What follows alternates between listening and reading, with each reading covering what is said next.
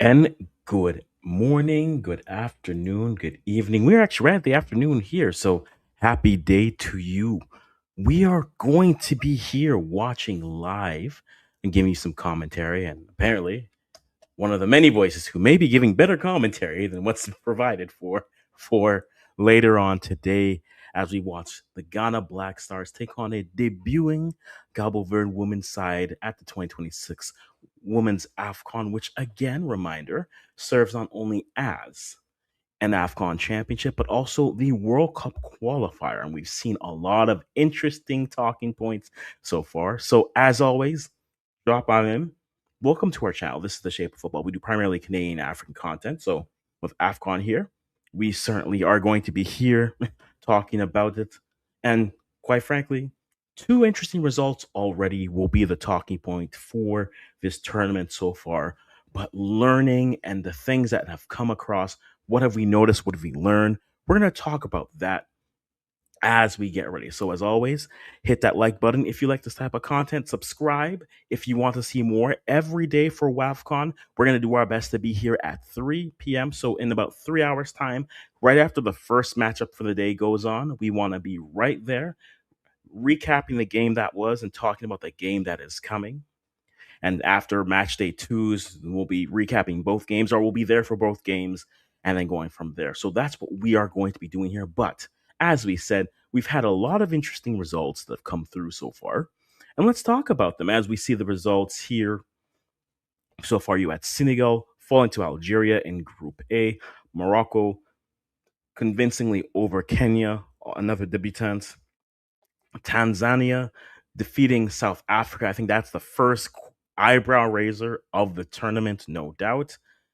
Then Cote d'Ivoire getting past Burkina Faso. Zambia finally pouring the goals on an Egypt side.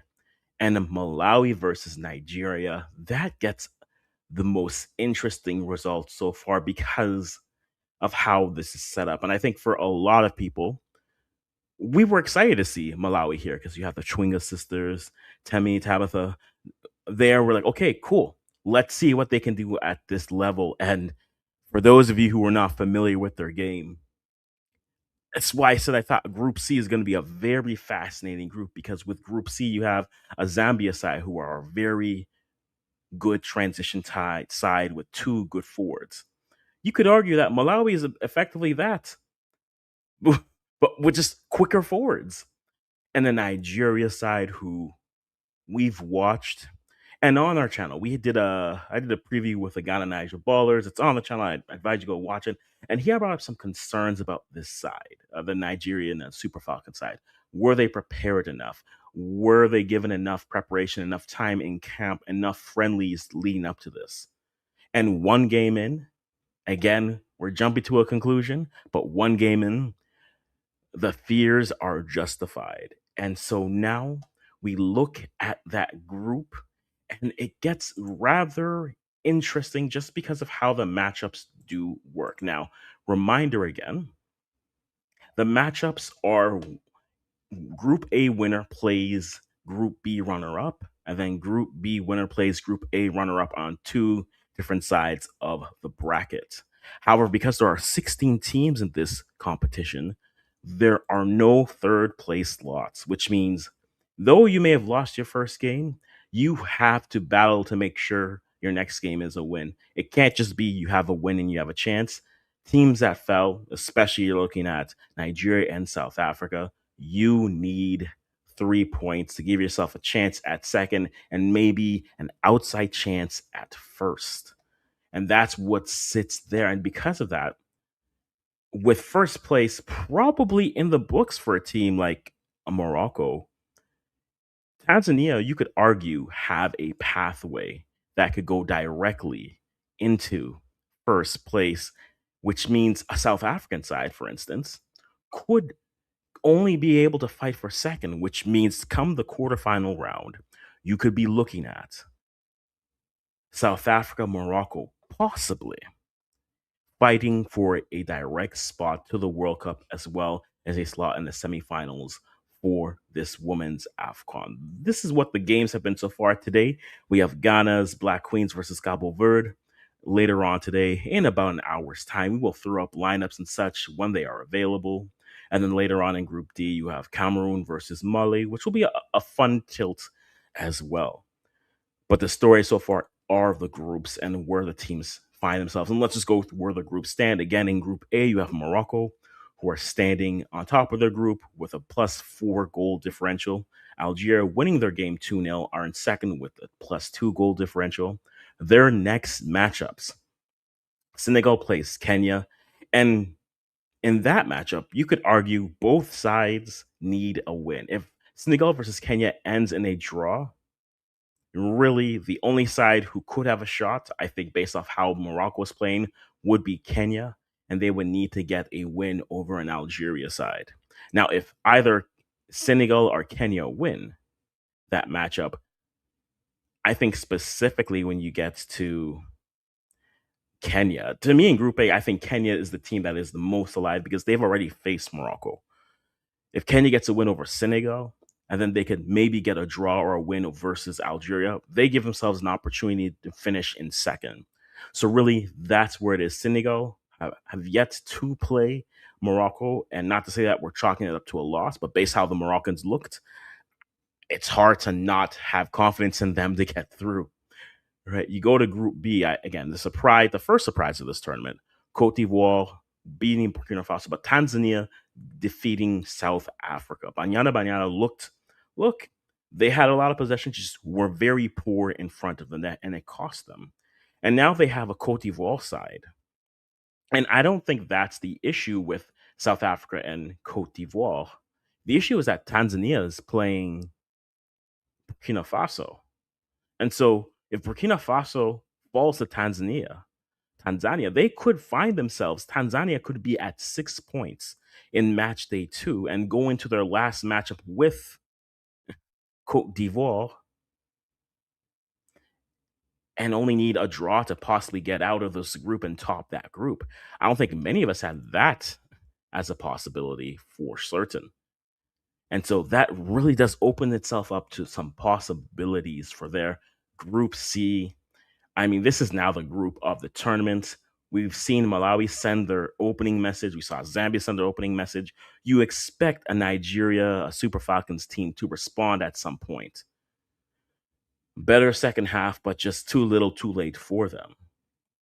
But look at their second matchups.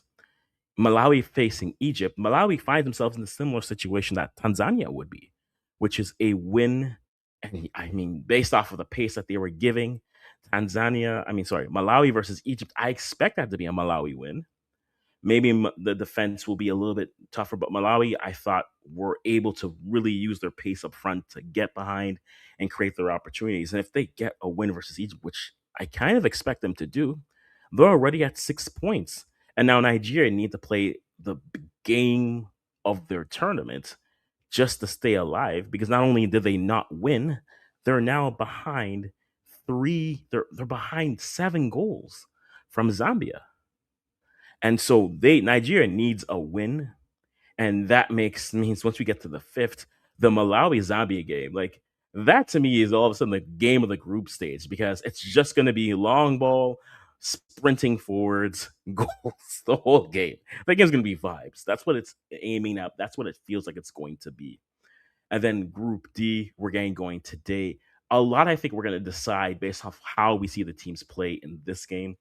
I think Ghana getting a win sets them up to move on. But again, it's first versus second. So currently, we're projecting wins for Ghana and then Cameroon or Mali.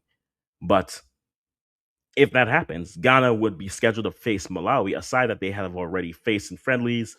Again, friendlies aren't competitive games, so we'll see how that goes. But Ghana were able to get a 4-0 win over Malawi in a friendly. So you would think you would like their opportunity, but we'll have to wait and see how that is. And then again, Cameroon and Mali coming on a little bit later on. So that is what is here. And I see you, DNA. Good to have you here, sir. We're here for this watch along. So those are the stories. That is what has happened so far and what we're going to be covering as we go through. I think my question for you would be, everyone who is watching, very simply, what's your prediction? and what has surprised you of this world of this WAFCON so far? This is what happens when you've spent an entire almost 50 days just talking men's World Cup. Everything on the W is world. But what has been the surprise? What has been the story for you in this WAFCON so far? To me, it was going to be one of two things. It was either going to be which team finally dethrones Nigeria. And at this point, the team that dethrones Nigeria might just be Nigeria because they looked very poor coming in. Mhm. Oh, I'll get you to that on that. So I think that would have been the one of the more interesting stories. But I think the depth of the top teams, you've seen a Zambia side. Look, the 6-0 was there. I also think who you played matters there, but Zambia still is a team. Morocco certainly sent the first shot to say, hey, we are here to win this tournament. Zambia came in, and now South Africa and Nigeria both falling makes you think maybe this is where someone else takes it. Maybe all the hype around Ghana might be real. We'll have to wait and see for that for certain. But we'll take a look at that. John Patrick, good to see you. Hi, everyone. I read somewhere that you can watch this game on CAF TV YouTube channel, but I don't see it there. Am I missing something? It's available there if you aren't in North America. So, what I would tell you to do, which is what I've done, is get yourself a VPN, set it to the UK, and then it's on the CAF YouTube channel for free. That's where it is. And so that's how I've watched all the games. Quite frankly, that's how I've watched all the WAFCON games as well as all the CONCACAF U20 matchups. And so that's where it is. So it is on YouTube, but it is geo blocked in North America because in North America it's BN or you can get it on the Zone. But if you are outside of North America, whether physically or emotionally or virtually, VPN onto UK and then you can do it there. Perfect. Yes. So that's how we are watching. That's how I'm watching it here. I'll have the scoreboard going on, and we'll watch the game that way and see what's going on within there. But both sides coming into this had very interesting games coming through.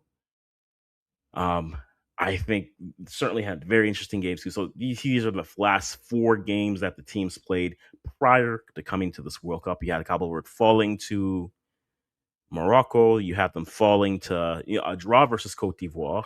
You had them falling to Cote d'Ivoire again, and then in March they fell to Morocco 3-0. On the Ghanaian side, a little bit more victorious, right? They had a 4-0 win over Russia in that tournament, which was canceled just due to the because that was right around when all the events that started happening in Iran were happening, which is a whole conversation in itself.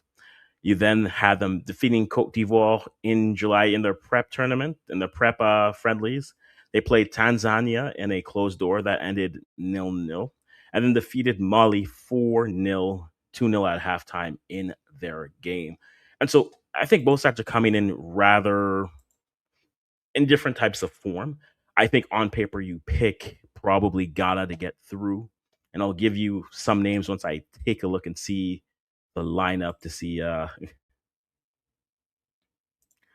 who I think could have a very interesting and a very good game. But I Ghana is interesting just because there's a lot of I'm not gonna say hype, but there's a lot of energy around this Ghanaian side to come in as re-emerging into their into one of the top African sides on the women's side. And if you look at their journey, right, and I had mentioned this earlier, you look at their journey, they've had a good 2 years. They've really had a good 2 years of football played, right? And if I let me actually go to their games. There we go, head to head, the Ghana games.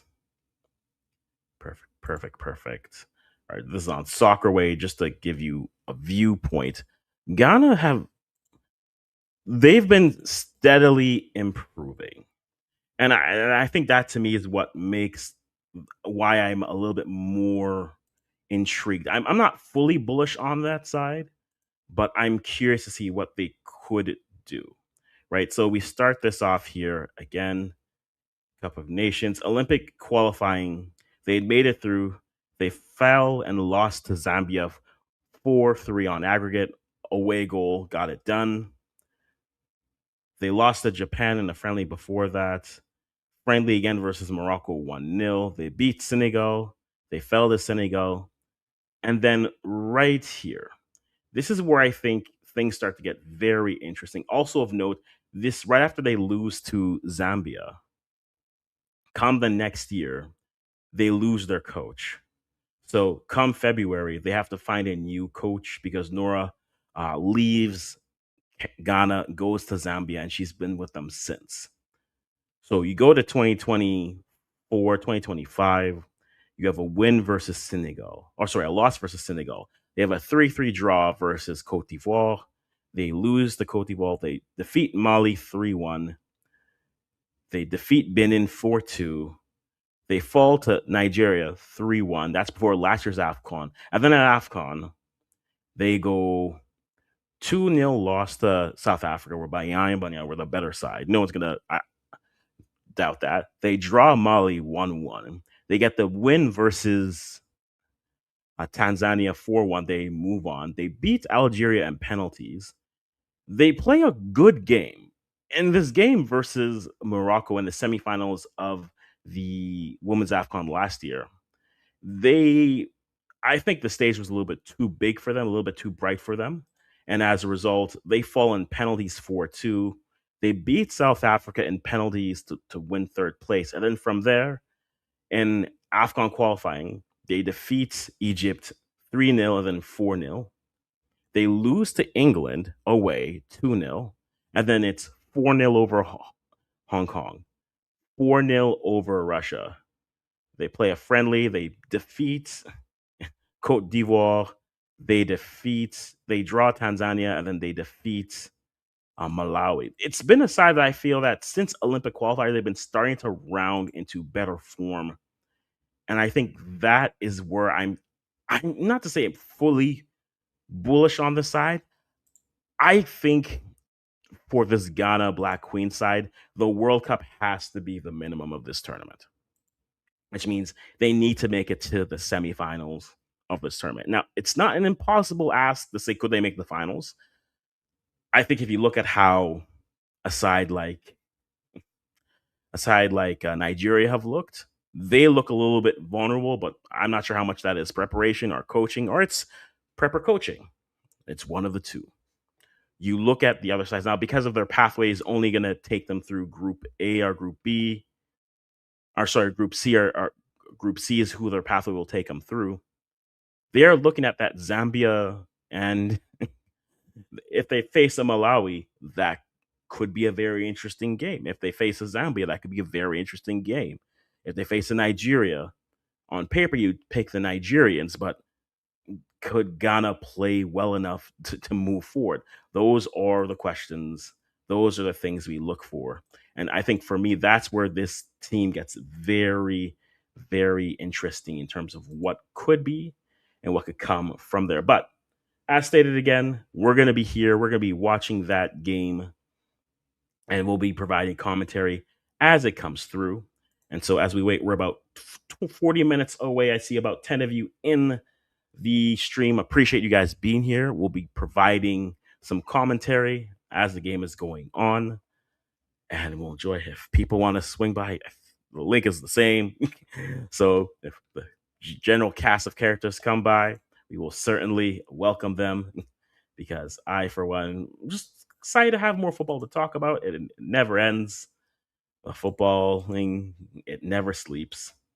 And we live here still waiting for the lineups to come through. I'm actually going to check Twitter here just to be certain if anything is out there. Cooley McCool.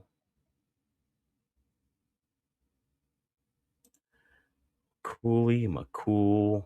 Let's see where we got for Ghana.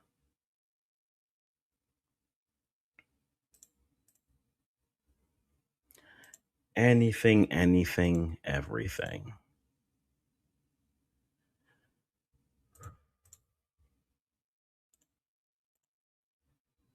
Perfect, perfect, perfect. We see everybody is posting online for it.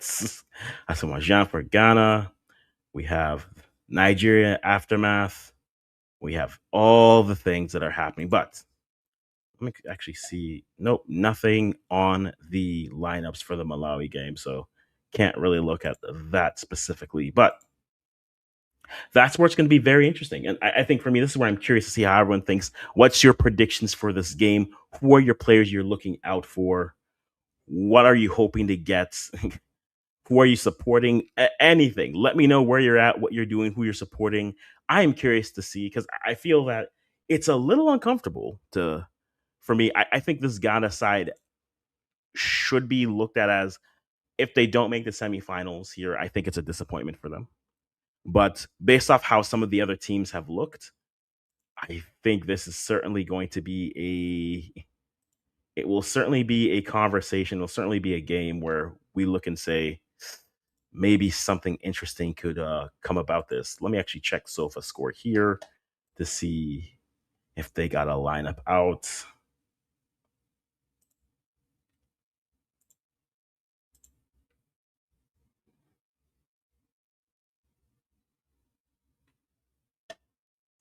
Nothing yet on the lineup as we are waiting for it to come out. But when it comes out, we will be here.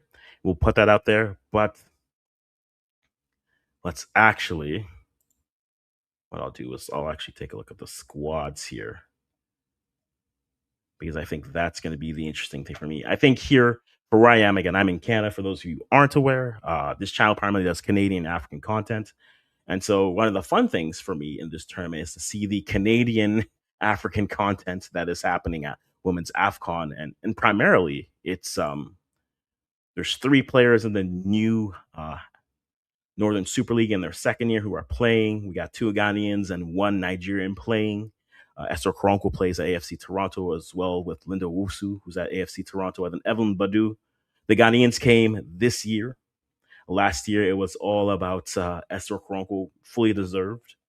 But I'm going to give you a couple names that I'm curious to see what they're able to do in this competition and in this game specifically. Depending, again, we're waiting to see who is starting there. But these are the players that were selected for Ghana. Yes, Cynthia Coleman, Benedict Simon, Susan Dua, Abina Opoku, Grace Antiswa, Jennifer Kujo, Princess Marfo, Chantal Boy Horkla, Doris Bourgeois, Princella Abdue, Alice Kusi, Evelyn Badu, Ashia, Stella Nyameshe, Comfort Yaboa, Afi Amienku, Portia Boache, Louisa Aniwa, Alexandra Tay. You have Zakaria, Linda Wusuansa, as you mentioned, Huzemi Osman, Josephine Bonsu, Wasima Mohammed, Abigail Kim, and then Sharon Sampson. And I think I'm very curious. Again, I mentioned the two Canadians playing, or two Ghanaians playing in the Northern Super League here.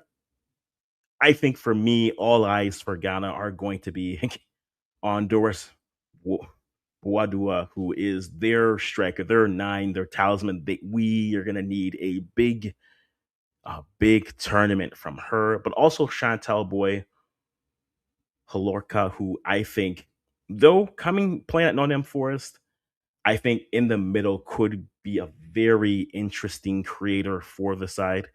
If they start Evelyn Badu, I think she's been playing well for Montreal. So I think her form is there. I wonder with the jet lag, if maybe they only play her for a half. But the one thing with the side, the defense has been solid since Kim Lars took over.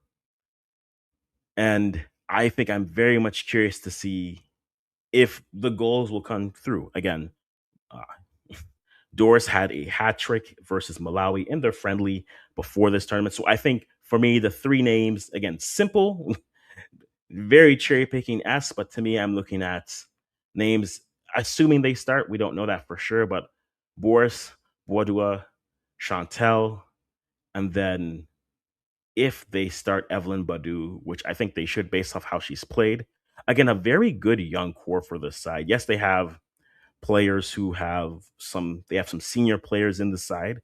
But this Ghanaian side, if you look at the ages on it, right? 23, 29, 24, 22, 25, 32, 22, 30, 23, 27, 31, 22, 23, 20 Stella Nyamche, uh, 20, 19 Comfort Yaboa, who's playing in Spain. Uh, 2037. That 37 Porsche is really just that outlier that makes the team really feel a little bit older than it is. It's a good mix of youth and experience. And so I hope I would very well be happy. And then you look at where they're all playing, right? All over. You have Ghana, Swiss, Portugal. You have India. You have Mexico. Grace Asante playing in Juarez. Brooklyn. You have the Netherlands, England again, Israel. That's where Doris is playing, right? Al Hilal, Alice Kusi. The team is all over the world getting experience. That's what you want to see from that side. I'm very much hoping that the time they spend again as a team, I think they are one of the sides that have just been looking good outside of, I think, Morocco. They've played very well, and I'm curious to see what they could look like coming in. This Capo Verde side, on the other side, great story for them. I think this is a side that came in qualified for this competition. And I think I'm going to continue to emphasize on the qualified for this competition. They debut in this competition along with Malawi. They make it through. Then CAF decides they want to go up to 16 teams, so they add the highest ranked losing teams to the final round. That's where Cameroon, Cote d'Ivoire, Mali, and Egypt make it in their competition. But Cabo Verde, they make it through. They qualify, and I'm actually going to throw in their qualification pathway here, just so you can take a look to see how they got here. But it's a great story, similar to their men, been able to get some players from the diaspora that come through and play, and also development through. In the first round here, they get past Guinea by the score of 6-3 on the aggregate, 2-2 after the first game, and then a 4-1 win in the second leg is what they were able to do. Get to the goal scorers here in a moment as we scroll and scroll away. Cole Fortes, Deluz, and then Moira, Pereira, and Deluz again. In the second round, Capo Verde get past Mali. Mali's one of the higher ranked teams that got added in afterwards. 1-0. They were down, but then came back and won on aggregate 4-2. And for those matchups, again, Dembele scores from Mali in the first game, but Anacone gets two. But then Melo, Morera, Vieira, and Pereira scoring for Capo Verde, and they get the win. And that qualifies them for their first women's AFCON in history. And I think between Morera, Pereira, and Deluz, those are two good players, right? Ivania Tavares Morera, she plays in the she plays in the local league there. Pereira also is a player who plays in the Turkcell Super League in Besiktas. So she plays in the Turkish league there, Pereira, and then the lose. Let me take a look at the lose here, where she's playing. So those are two names, Pereira, Morera, and then the lose. If I say that wrong, I apologize. J'apologie pour toutes les noms que je butcher. Right, the lose. She's currently playing at Firmino, right back there for them. So not a bad side, a good mix, aged finally, but able to get in to this side. And I think that's what you're very much happy to see. And so for those are three names I'm curious to see what they are able to look like versus the likes of a Ghana side, which again we are still waiting. We are still waiting for the lineups to come through, but those are the names that are there that I'm going to be watching in this game. And I'm very much curious to see what they're able to do as I go to Ghana start. Oh, there's Ghana's starting 11. So we have Ghana starting 11 on Twitter. All right. So we'll put that up here on the screen for you. Here for you. So Ghana starting 11. That is interesting. Okay. So they're gonna put some players on the bench and start well here. So this is Ghana starting the Black Queen starting 11. Conlan is the goalkeeper. You have Boachip starting, Dua, Simon, and then Bonsu.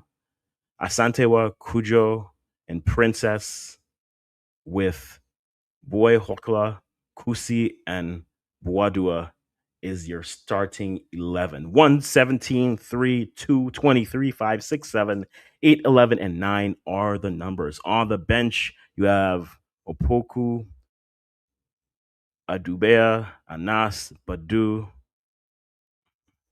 Nyamache, Yaboa, and the rest. Uswansa 21, 21, and 13 numbers and the players I'm going to keep an eye on here.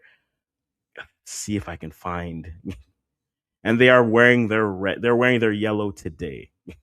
They are in the yellow kits today, which means we could have a nice color clash for kits where you have both Cabo Verde in their blue kits and then Ghana in their yellow kits. That could be a fun little. I would very much look forward to seeing if that could be interesting. I would love to see that. That would be very good. Be a very nice color swap. All right. And again, for this Ghana side, they give you another thing. They've been at this competition for all their competitions. They've finished runner up 3 times. I'll throw up this graphic courtesy of 3 Sports. 3 times they've been the runner ups, 4 times they've been bronze medalists, which means they are at least 7 times semifinalists for the times that they've been here. I'm very much curious to see if this Ghana side again. For me, Ghana, it's the semifinals is the bar. That's what they have to do. Anything out on top of that is bonus. But making the World Cup to me is the standard, is the benchmark for me for that side to go through. But we'll wait here. So we have Ghana's lineup that is there. I'm going to wait to see if I can find a full lineup coming through, but I haven't seen it yet. Have not seen it yet. But if I do see it, I'll put up there. But for those of you here, thank you for being here. Appreciate you being here. Really do. We'll be running some commentary. We'll not be showing the game, even though at this point, CAF is just really asking everyone to do it and provide better. That's actually a fun question to ask, guys. For those of you who have followed it, how have you taken in the commentary? Has it, because the commentary, it's been rather disappointing, to be honest. You come in after AFCON, which I think the men's AFCON, which look, a lot of investment was put into that to present it well and take away the final and how it final ended with the Senegalese players walking off the pitch. It was probably one of the best AFCON ever presented. And then you switch it over here and it just sounds like the commentators are half asleep. It sounds like some commentators just got up. Now, I'm not going to pretend like I'm going to know every name here and I'm going to say them all correctly, but I will certainly try and give some excitement with my commentary as we're doing here. But I think I've been rather disappointed with CAF, I know for some will look at it and say, well, look at what they've done. They've increased the prize money. Cool, you've increased the prize money, but you've not increased the production value. If you want it to look a certain way, you have to invest in it, not only on the pitch, like some of these countries have done, but you have to look at it off the pitch in terms of the presentation, getting good commentating teams, making sure the access. Let's not even start with the fiasco with Channel 4, where they started to say, hey, it's going to be on Channel 4 the UK. And then it was, well, it's on Channel 4, but they're not going to have all games. So some of us got excited and we were ready to sit there and say, okay, cool, we're going to be here, we're going to watch this game. Wonderful. But no, it wasn't that. And I think that's where I think CAF needs to be better. CAF needs to improve on what they're doing, on the presentation of it. Yes, it's on teams to improve their quality, and that I'm not going to disagree with. Teams have to invest, and increasing the amount of teams means, hey, more teams can make it through. Hopefully, we see more teams able to continue to invest, like we've seen the Nigerias, the South Africas, the Morocco is a prime example of, hey, let's put our money where our mouth is and invest into these programs, get top coaches in, develop our system from youth all the way here. It's on to other teams. It's very discouraging sometimes when you watch African countries. What was it? After Cote d'Ivoire won the men's AFCON, they didn't feel the women's side because they didn't have enough funds. And my response was, you just hosted a successful continental tournament. You ran over budget. You forgot about the other team that plays football. Be better than that. And that to me is where I think I'll always be critical of African football in terms of invest and actually show that it matters. Because if you don't, then the world won't, and consequently, the players won't either. And I think that's where it becomes. We have both lineups here, so I'm going to actually throw up the lineup here. Sofa Scores got it for me. So for Cabo Verde, again, right now it looks like Ghana is going to be in a 4-1-4-1, possibly a 4-3-3 if you push Kusi and Marfo further up or further back onto the pitch. So it could be a 4-3-3 or a 4-1-4-1.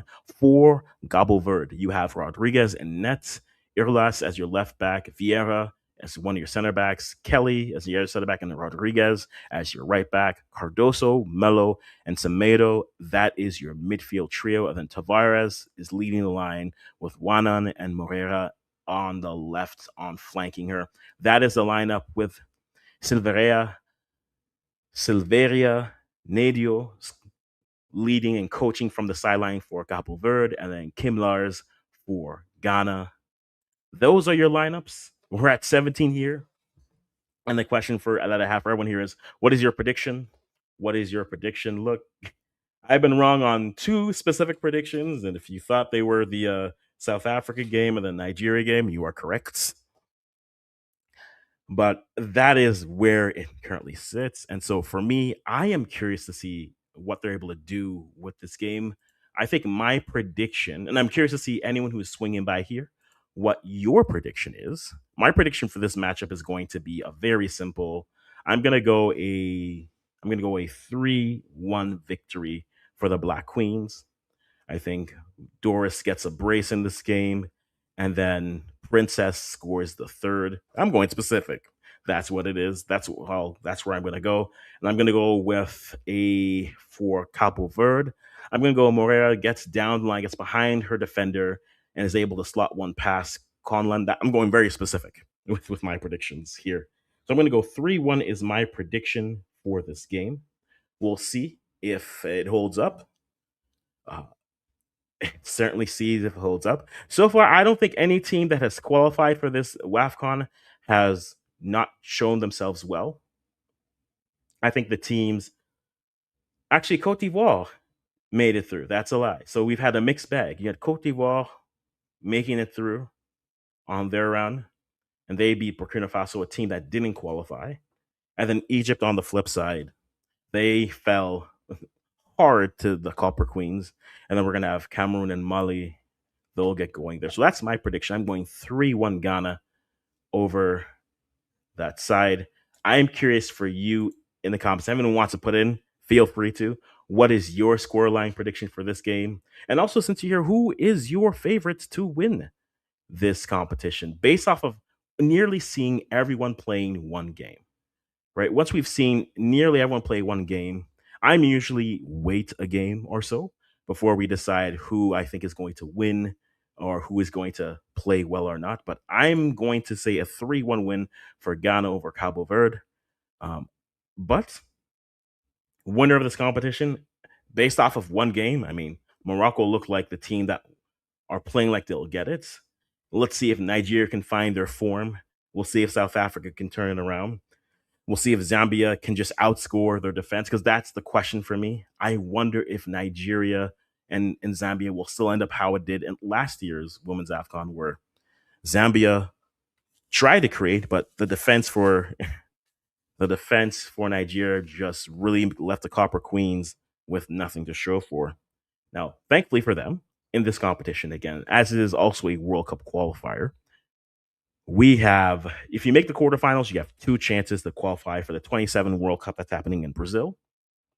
The first opportunity is you defeat your quarterfinalist opponent and you go straight. The second is if you don't make it, the quarterfinalist losers, they will then go to a repechage and then they'll play in a one game winner take all goes to the playoff. And give you a reminder what happened last time that happened, which was back in 2022, right before that. The quarterfinalist winners, and I'll throw this on the screen for you. The quarterfinalist winners were Morocco, Nigeria, Zambia, and South Africa, which meant Botswana, Cameroon, Senegal, and Tunisia played themselves in the repechage. And the winners were Cameroon over Botswana, and then Tunisia falling to Senegal 4-2 in penalties. And they qualified themselves directly towards the intercontinental playoff. And as a result, sorry for all the scrolling here. And we'll throw this back up here for the lineups. These are the lineups again here. And when those two teams went to the Women's World Cup Intercontinental Playoff, they found themselves near, but not quite in. So for qualified teams, they perfect. We're throwing this up here. Let me pull this up for you guys. And again, if you haven't already, hit the like button, subscribe if you like this type of content. Again, primarily Canadian African content on the channel is what we do. This is what we do here. Cooley McCool. All right. So the Intercontinental Playoff round in the last World Cup, you had Senegal and Cameroon making it to their ways, and there was 3 pathways. As you can see here, you had Cameroon, Thailand, and the winner would play Portugal, who was the highest ranked team. You would have Senegal and Haiti play each other, and the winner would play the highest ranked team, which was Chile. And then you had Panama and Papua New Guinea, and then Paraguay and Chinese Taipei. And the winners of those 2 matchups go on. For the African sides, Cameroon were able to get a 2-0 win over Thailand, but fell to Portugal 2-1, which if you look at what Portugal did, they did draw the U.S. at that Women's World Cup. So not a bad loss for them. Let's see if they can turn it around and continue that momentum. Senegal were beaten handily by Haiti, and then Haiti went on to go to the World Cup and had a good run. No wins, but had good performances still. So a pathway like this is going to be available for 2 African sides to move forward, and that's definitely something we will keep an eye on as the competition goes through. Once the quarterfinals get through, as we said, there's 2 opportunities to qualify. That is one of them. But the more direct route, the sure route is make it to the quarterfinals and then win your quarterfinal matchup, and that'll get you there. That will get you there for sure. So the lineups are there. Perfect. We are about 14 minutes away. I'm going to get my game watch ready. Ready indeed. All right. Hello, old friend, Monsieur VPN. Perfect. You are there. So we are here. And so, nearly at kickoff, about 10 minutes away. No one's put a prediction. My prediction is going to be 3-1. That's what I'm predicting this game ends as. And so that will be how I think this game will go. But again, we'll see how it is. Let's see if we have the lineups here for Soccer Way. Nothing yet. Perfect. Lineups are there. Eesh.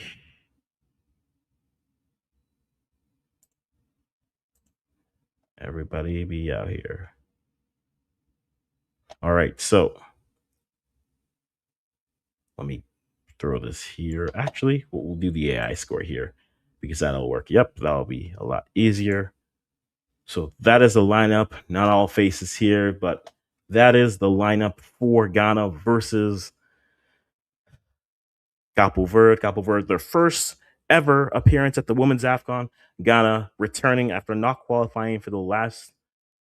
They qualified for the last one, which was last year, but then the one which was World Cup qualifying, they failed to qualify for that, and so they are back, hoping to reclaim their status as a top African side, and we'll see if they're able to do that. Most certainly, we will see if they're able to do that. But the game is coming in. We're about 15 minutes away. See, everybody's waiting in that live stream for it, and so we'll have that here. I will be here. We'll have the tracker here on the screen that will show you.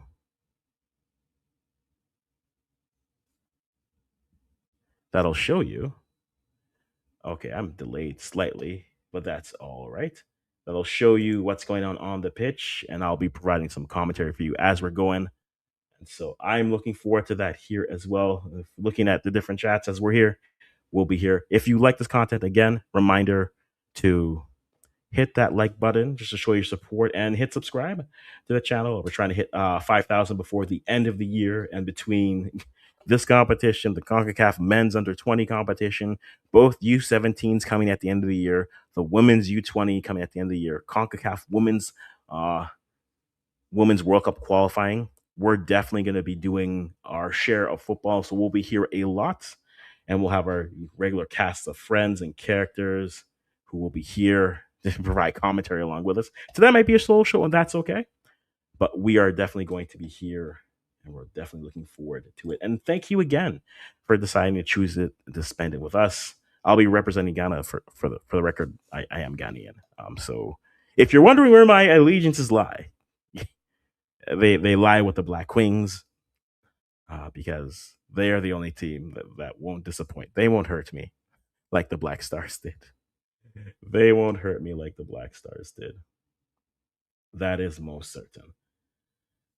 But it's exciting. I think it's like I said earlier. I'm grateful that we expanded to 16 teams. I don't like how CAF expanded to 16 teams.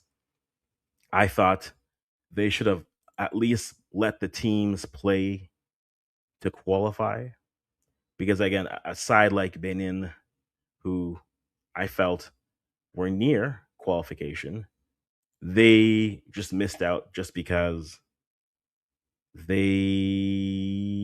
weren't that side. They weren't ranked high enough. But now that you say that, ironically, now that we look at it, maybe now this the Nigeria eyebrow raising enough. Oh, we didn't see it coming. Maybe we should have, because this Nigeria side struggled to get past Benin. Maybe the warning signs were there, right? Maybe, just maybe, the warning signs were there. And we didn't take them too seriously, and that's okay.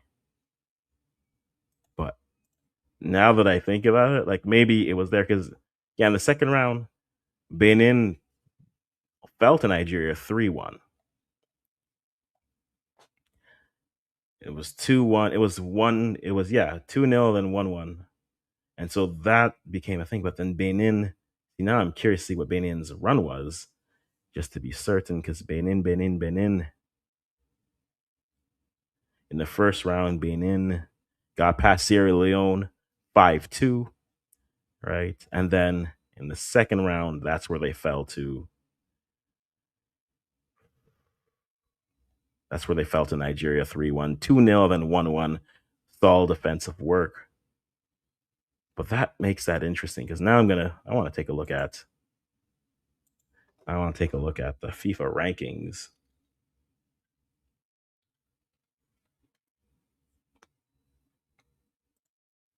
Because I think that gets it far more interesting in terms of what we think could be versus what is. I will not be streaming the match here. I will be providing commentary. I would say if you're trying to watch the match, if you have a VPN, switch it to England or the UK, and then you can watch on the CAF TV their YouTube channel. But I won't be streaming the game here just because I'm not trying to get this channel banned, and I do more than just African content here. So I won't be streaming it here, but I will have the game. I'll have a game tracker on here, and then I will be providing commentary as well for you as we're going through. So won't be streaming it. Yeah, I know you've asked already, and cool. Alrighty. So thank you for asking 1,000 times. But as previously said to that question, no, I will not be streaming this game. I will be. I know, John. Look, when you, I feel like with some games, once you hit a number, then all the bots show up, and you're just like, and I don't know if Emmanuel was technically a bot, but you get there, the next thing you know, it's just like, hey, are you doing this? Are you doing this? It feels like a kid on a road trip. Are we there yet? Are we there yet? No. You've asked me 1,000 times, and for 1,000 times, I'll say again, no. But I will be here to provide the commentary on it as we go because we're going to have a good time. Alrighty, because we're about 7 minutes away from kickoff. We're almost there. Perfect, perfect, perfect. Perfect. 7 minutes away. This is going to be there. I'm actually going to cheat here. I'm actually going to put Hugh here. Oh, we're going to be here. This will be providing our play-by-play, our running. This will be our tracker. As you can see, it's about 7 minutes away. That'll be there. And then also, yeah. So if you have commentary, if you have comments, I'll get to it. I'll say it. The Black Queens, that's how I've always known them as. Because so a lot of the teams will try to use a feminine version of what their name is.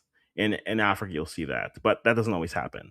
So, for example, Nigeria are the Super Eagles on the men's side, and then they're the Super Falcons on the women's side. But then if you go through like their lower sides, like their U17s, it's the Flamingos. If you go to the U 20s, is a different name. And so on the Ghana side, their senior women's team is the Black Queens.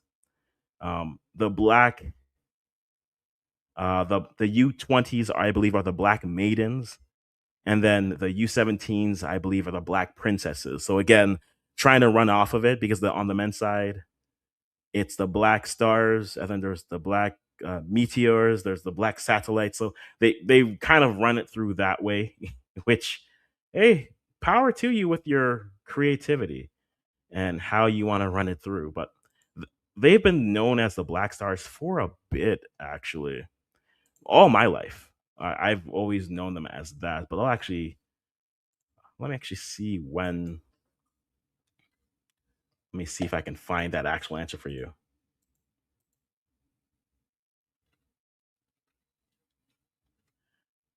Queens.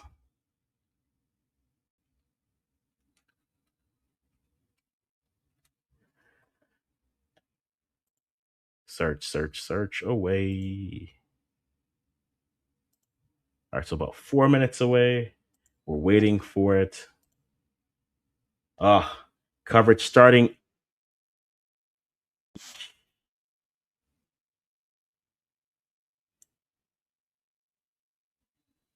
So anthems are going. Not many people there. That's the other disappointing aspect. Now, whether that is just,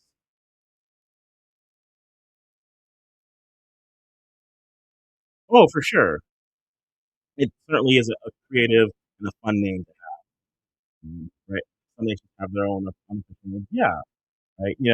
Unlike Canada, according to Fox Sports, the Canadian women's side is a team with no nickname, and I'm just like, what?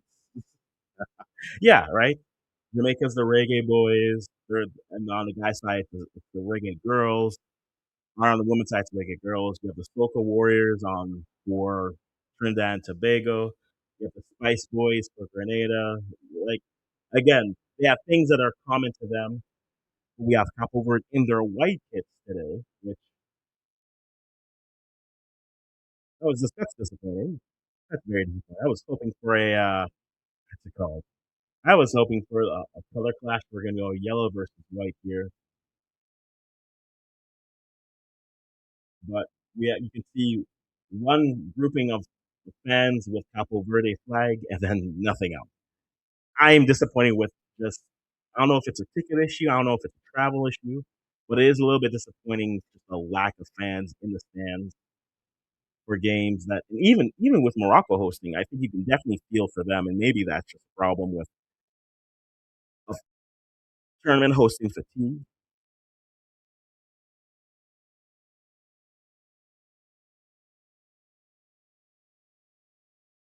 So we'll have to wait and see for sure what it is. But anthems are complete.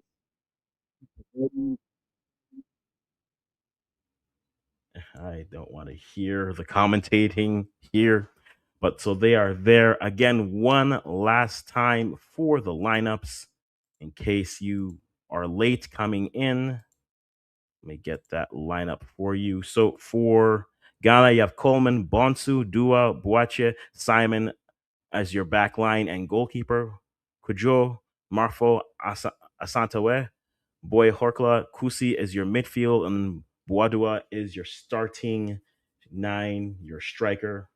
For Capo Verde, you have Rodriguez with Lopez. Rodriguez in net with Lopez, Vieira, Kelly, and Rodriguez is your back line. Semedo, Melo, and Cardoso is your midfield. And then Moreira and then Wanan on the flanks of Tavares, who is leading the line for this matchup. So we're going to be here. I am going to do that thing where I provide commentary, which, fun times were had by all. Fun times are always had by all. We'll get there. I said earlier, trying to hit 5,000 by the end of this year, but let me see if we can hit at least 2,100 or somewhere close to that by the end of this stream. The officials for this matchup are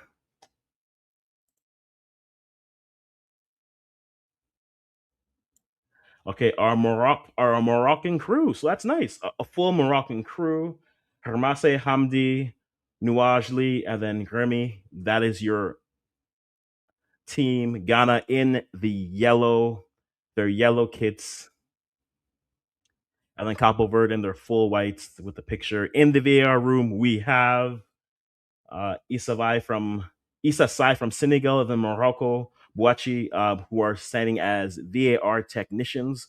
See, peace in the VAR booth. We can all get along. Morocco and Senegal in the VAR booth. Ah, peace in the world.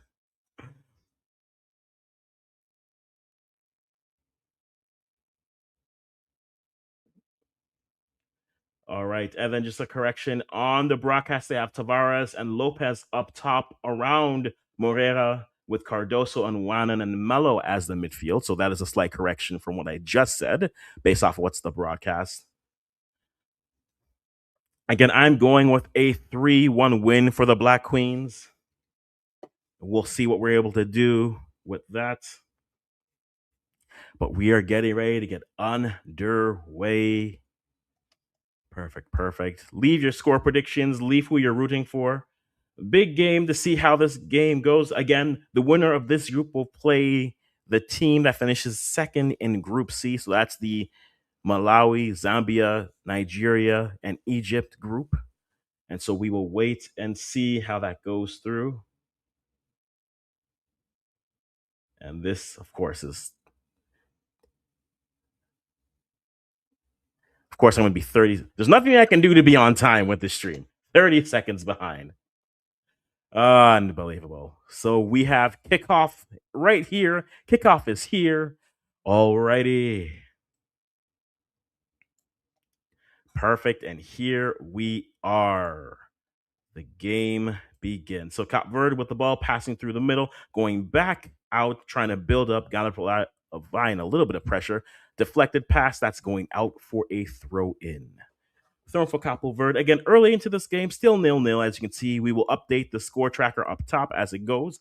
But nil-nil, Cabo Verde going left to right on the screen, with Ghana going Ghana going left to right on the viewing, while Cabo Verde going right to left on the view as Ghana gets the ball in the midfield, tries to build, holding up, put down, and a foul. So a free kick coming for Ghana in the attacking half. Princess drawing the foul. And now we're wondering if Ghana's going to go direct here, or are they going to try to play it short? It does look windy today, so some long shots here might carry a little bit in this stadium. And again, it's low stand stadium, so because of that, the wind will be much more of a factor here than, say, in a more high rising stand stadium as well. So still nil-nil. They're going to try to go direct with this free kick. We'll see what they're able to do. Here's the ball played in wide and deep, but easily gathered by the Cabo Verde keeper. Hey, we met Vozinha. Maybe we're going to meet this keeper and see what she's able to do. But as you have Cabo Verde now trying to pass through, they're trying to play through, turned over, played, but then easily intercepted. Cabo Verde back on the ball. You see the aspects. No, that's a very true point, John Patrick. I think keeping shots low may be what they're trying to do. I think with Cabo Verde, they're trying to pass their way through this Ghanaian side, but Ghana right now trying to a wide shot by Princess Marfo that goes wide. With the wind, you can see even with the curve it does affect it. The low stands will definitely impact this. And so I think it's definitely it's a low game for sure. It's a low man wins type of a game, more certainly. So a wayward pass coming from the build-up, and Ghana gets the throw in.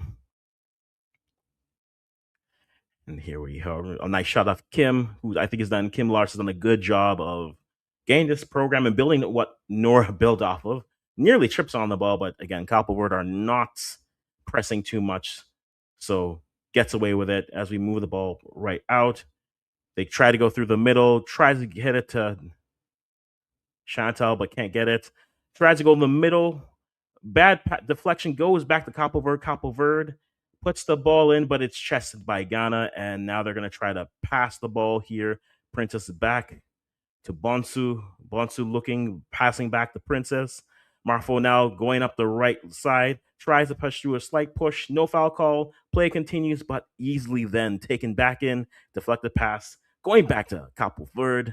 And Cabo Verde are going to try to knock the ball around, get some rhythm into this game, and work from there. Try to spread out Ghana a little bit better as they're doing with some passing. But the physicality gets in, and a foul is called on Ghana. So a free kick coming. A free kick coming for the Cabo Verdean women.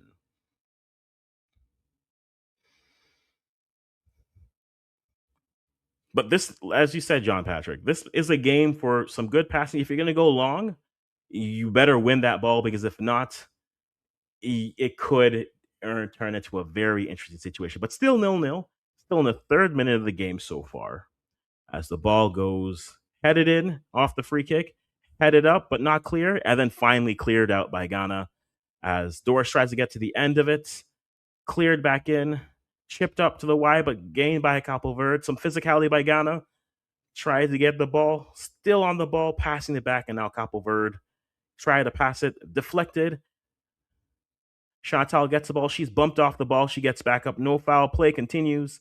Played back from Bonsu. Bonsu puts it into the middle. I think that's Portia with the ball there. Back in the middle. There we go. Cujo with the ball.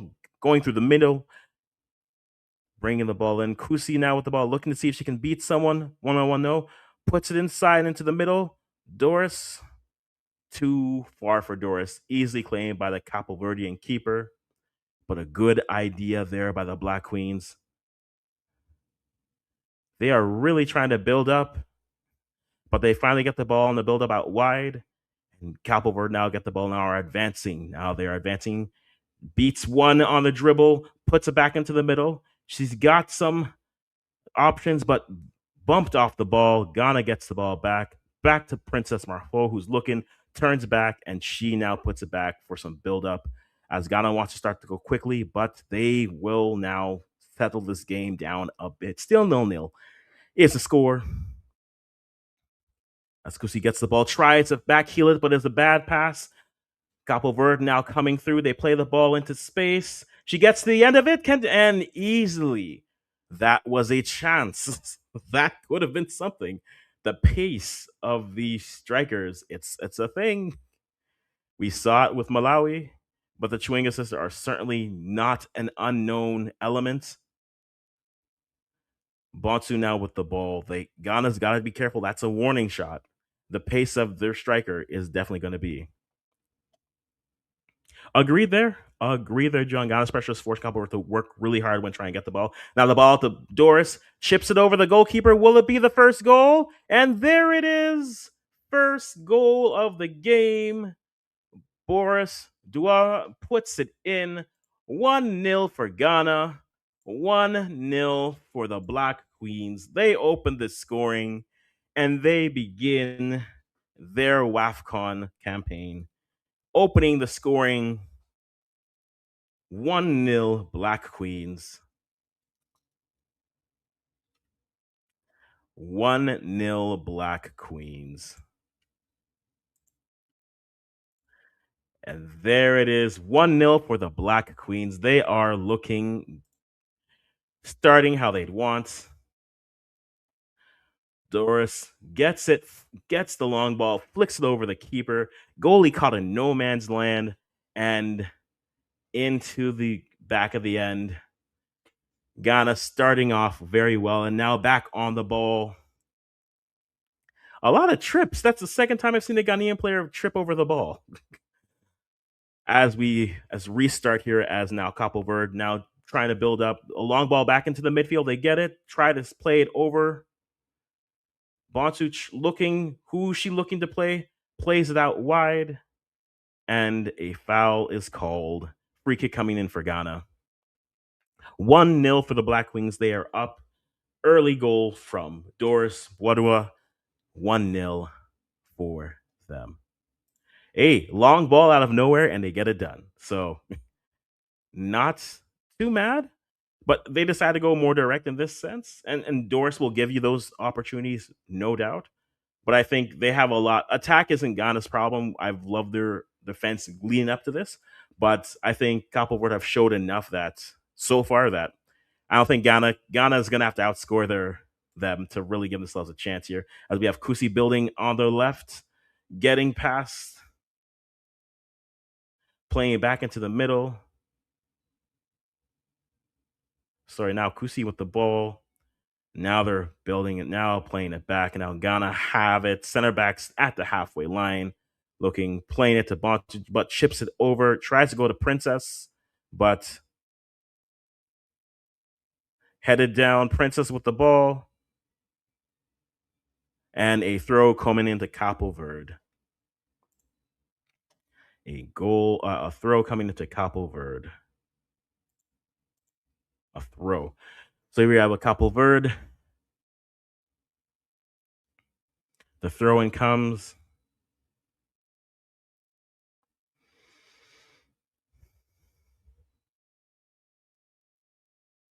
There's the turn. And they call the foul on the tug. So now we have a dangerous free kick. Not the most dangerous, but a good set piece distance that can come in. We'll see if Cabo Verde can respond to this Ghanaian early goal here. 1-0 again in the 10th minute. Ball is placed. Looks like it's going to be played by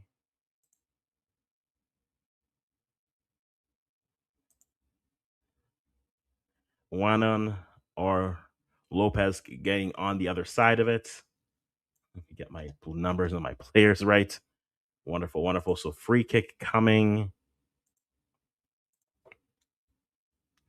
Tackle is dealt with. So free kick dealt with. Now there it comes. Oh, a run through. And they call the free kick on foul on Rodriguez as Kusi runs through. Finishing. It's Rodriguez gets through. Oh, heel to heel. Toe to toe. That's not really fun. But still. Kusi gets the foul. called on her. And so now we have a free kick in the defensive half of, but right about the midway line of the game. Again, 1-0. Cabo Verde down to Ghana. Early goal for Ghana. Doris gets the goal and gets the Ghanaians, the Black Queens, up.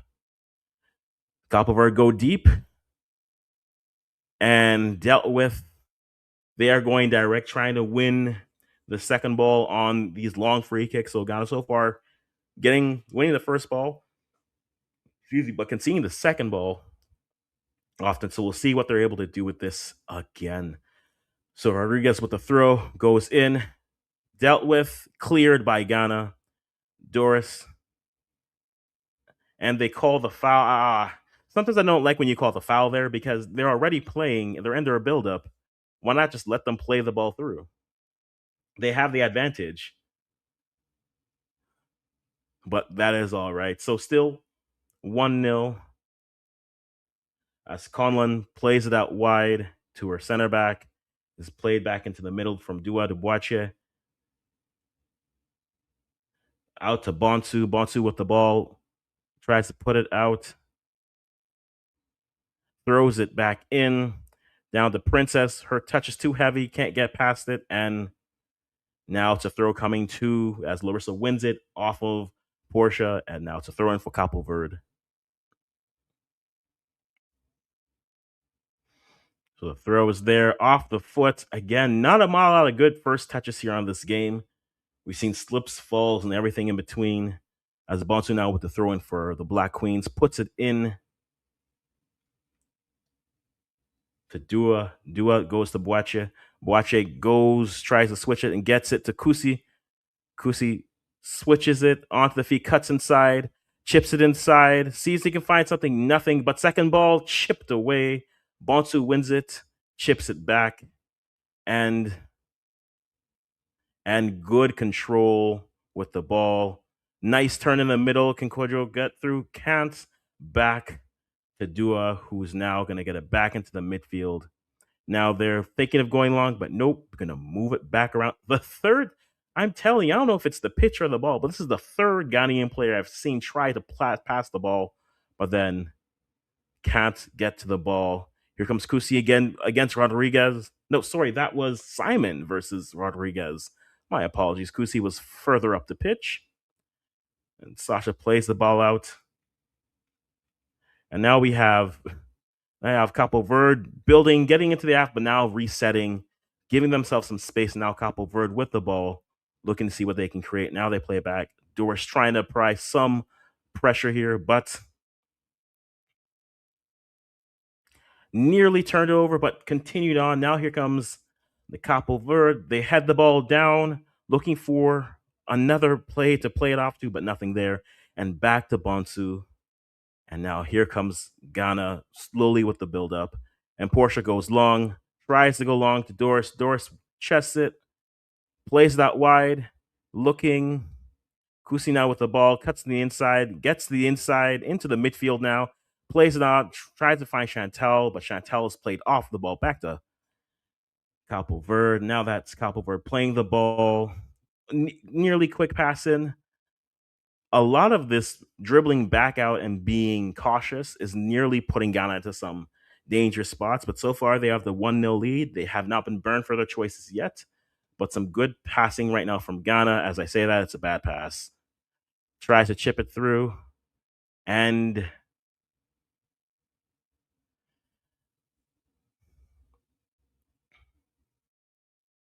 a foul on Princess Marfo. So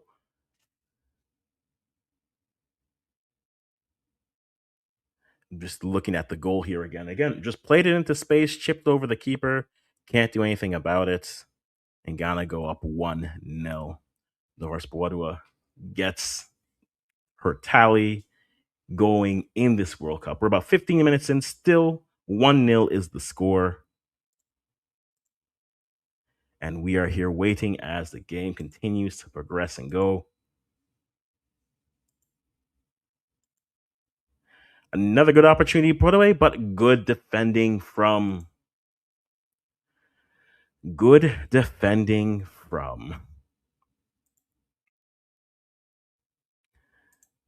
the Capo Verdeans. But now Ghana with the ball again, played back in. All right, so here we go. Bonsu on the right side, plays it back in the middle to Chantal. Chantal plays it off to Princess, tries to one off. Can't, bad pass, and unfortunately ends in a turnover. Turns over, here comes Princess with the ball. Cuts it back inside. Doris puts the ball, and it's she should have been greedy there. She should have been greedy there. She cut it all the way back. I know you want your nine to score, but you should have put that on frame. Still 1-0. Hey, I'd rather your team be oversharing, but at this point, that should have been a shot on goal. And here comes Capo Verde getting the ball out wide. Now they get back in the middle. They go just direct long, trying to get the ball in, chipping it over, and deflection and goal kick. Another warning shot sent by Capo Verde's women's side. They're getting balls in direct. Long balls getting in direct to Tavares. Tavares has been just clever. But again, looking at this, they put it wide, and you could have just put that on frame. That was there for you. But here comes Cujo with a nice turn, plays the ball, and now we have the ball coming in, played back in to Boache. Now dribbling the ball up, tries to be clever, nearly a bad pass, but loses it. But then now Kusi gets the ball, dribbles past one into the midfield, out of chaos, maybe a chance. But no, back to Kojo now, playing back to Bonsu. Nearly got themselves into trouble there. Played back into the midfield.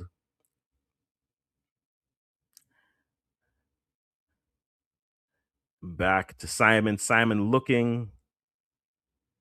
Kusi played back out. And now here we have Portia looking. Played wide. Dua with the ball now. Probing. She's now into the midfield. Tries to play it out wide. Gets it out wide to Kusi. Kusi gets the ball. Tries to put a low ball in. Gains it back off the block. Kusi now trying to dribble her way through. Dribbled out. And a corner coming in for Ghana. Nearly a chaotic moment, but now a set piece opportunity for Ghana. Can they capitalize here and put more of this game into some space here? Can they do it?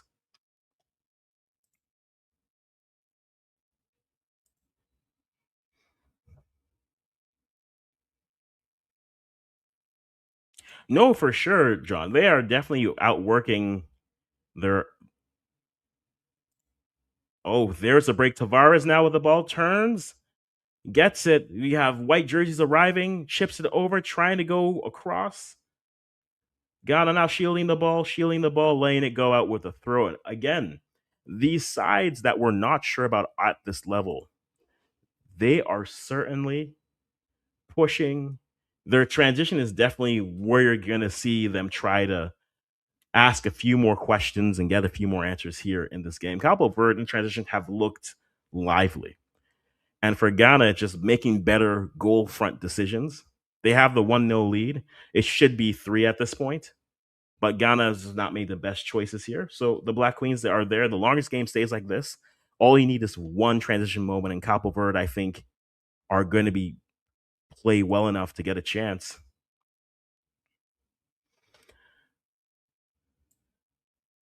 But here we are here coming in, and it looks like we have a yellow card coming. Let's see how that progresses here.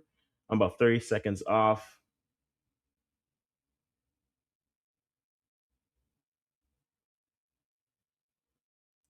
A late yellow given too. That's where it's just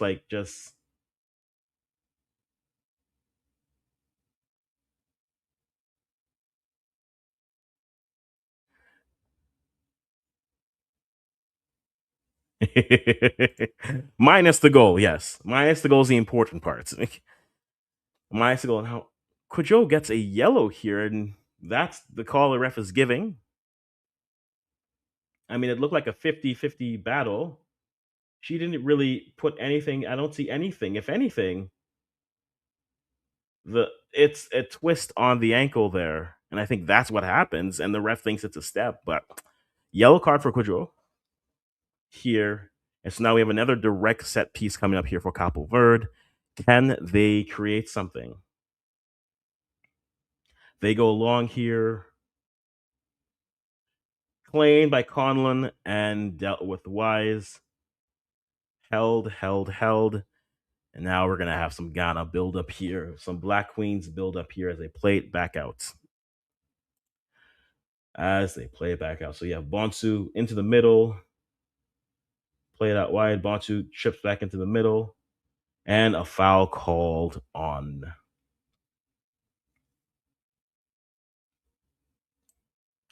Lopez. Lopez gets the foul called on her. As Ghana switches to the right or the left side, Simon going up, tries to play the ball, plays it too much, bounces, deflected back to a Ghanaian, and goes out. And a Ghana throw in coming in. And a yellow card given to Rodri. Look, this Moroccan ref. She found her cards early. Good for her. Hey, dictate how the game you want it to be played. I appreciate it. So Rodriguez has also two yellows now in this game so far, preventing the earth throw and is a direct. Hey, I don't agree with the first yellow, but this ref is at least dictating how she wants this game to be played. I appreciate that. Headed back out, and now a throw coming for Capo Verde. Still 1-0. You can tell that I'm so used to the men's World Cup here that I'm like, yeah, the hydration break should be about now. No hydration breaks. We're at 26 degrees in Morocco. We're living a good life here. Conlon with the ball, plays it out to Boache. Boache plays it to Dua. Dua looking to play it to Bonsu. We'll see if they can create something.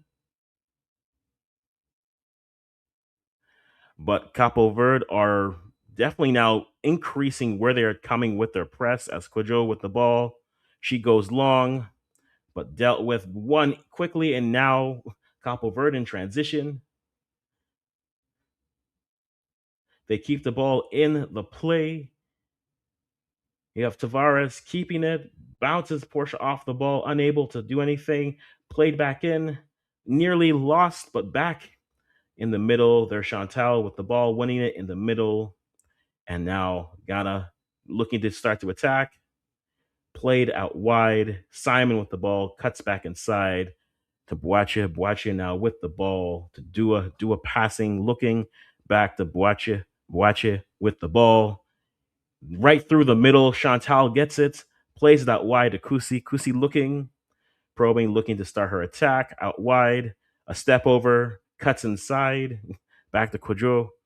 Quadro plays it in front for an arriving Bonsu. Bonsu looking, plays it out to Marfo. Marfo chips it inside. Can't get it too high for a cross. And now back in. Now back into the play. Now we have Bonsu looking for another cross opportunity. Headed down, but not goal side. And now this pass is played out as Bonsu plays it off. You get the throw in.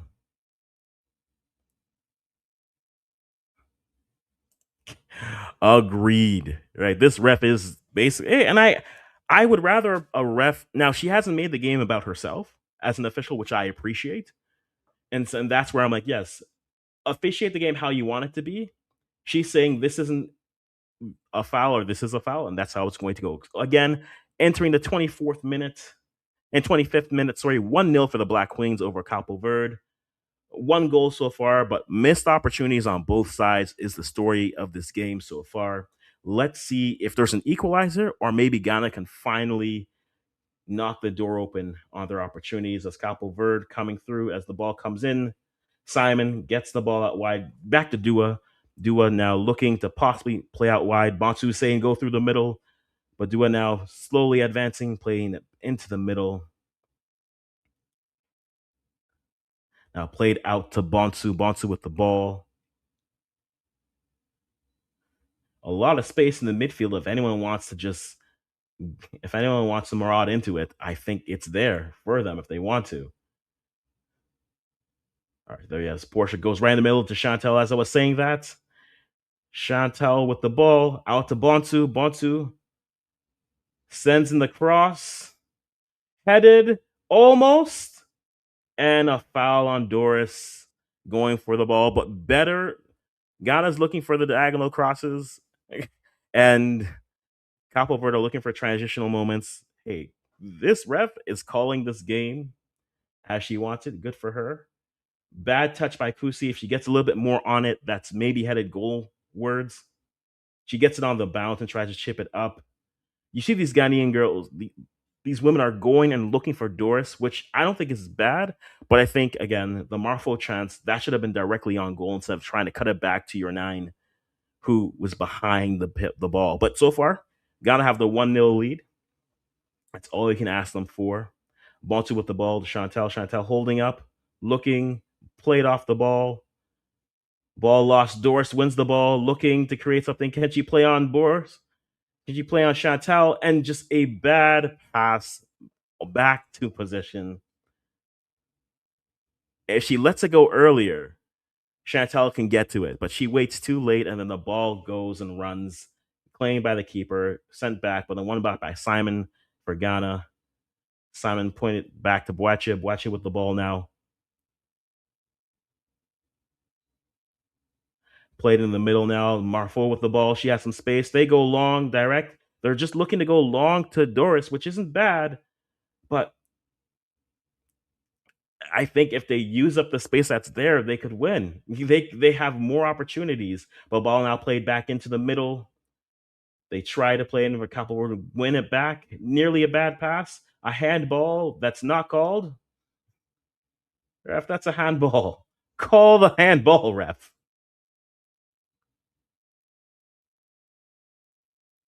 Now here we go with Leah now with the throw in for Cabo Verde. Tries to go far. A bounce nearly out. Bontu now clears it. Not fully out. Portia with the ball. Tries to play it back, and now finally Bontu clears the ball out. Doris tries to get to the end of it, but can't. Ball bounces in the midfield over the head. Capo Verde tries to play it back. Can't win it. And Doris now providing some pressure, and Portia's not up on the press.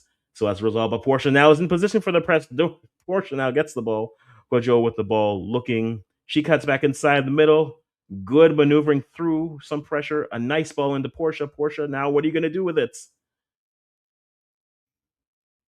And back to Dua as Ghana tries.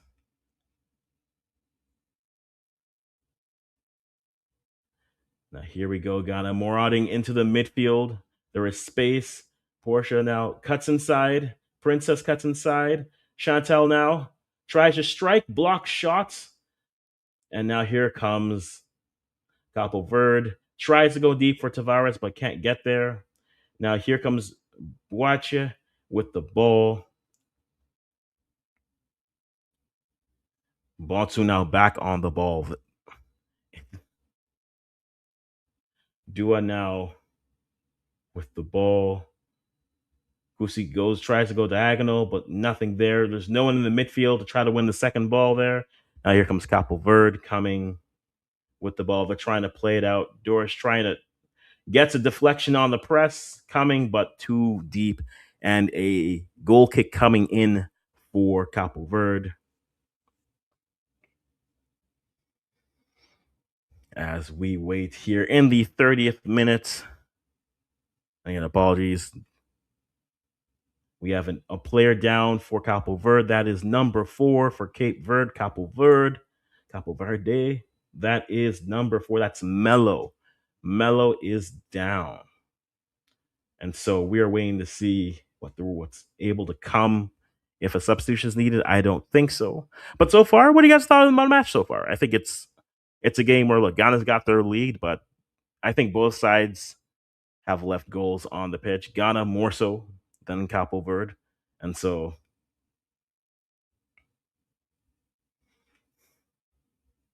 but we'll have to wait and see what they're able to do. But now with this injury, it does give the opportunity for players to get a quick hydration break in, to get some water, get some liquid, some electrolytes into the system.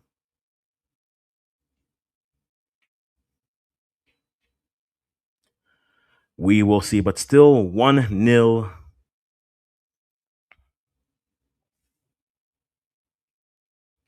Still 1-0. I mean, the tight shots of fans tells you how many people are there. It's unfortunate. You wish. Looks like Melo should be able to continue, but as we get the game going back again, wonderful play. Played back into the middle. Nearly got to, but then they go direct. They're trying to put the ball into space.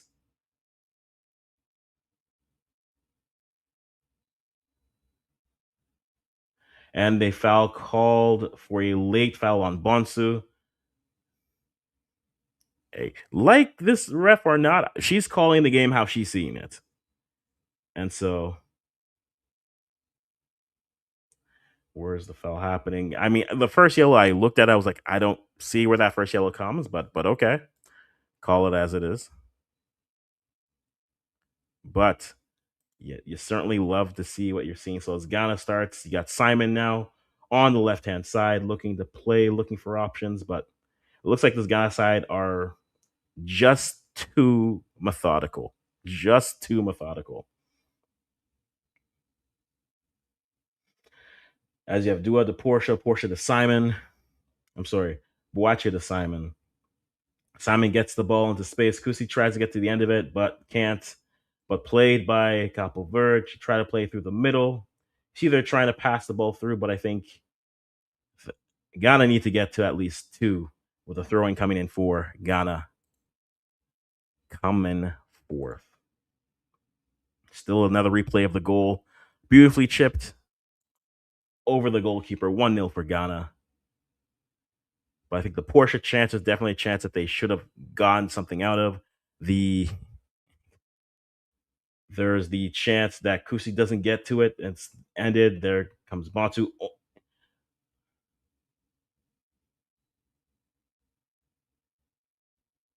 Princess upset that it's not a Ghana throw in.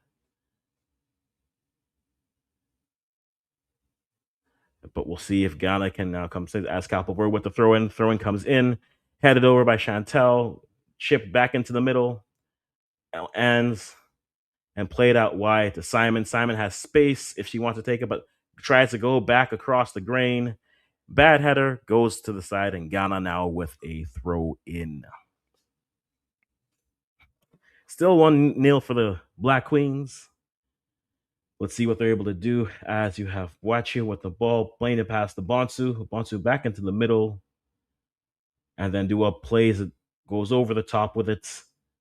And then another throw in coming for the Black Queens.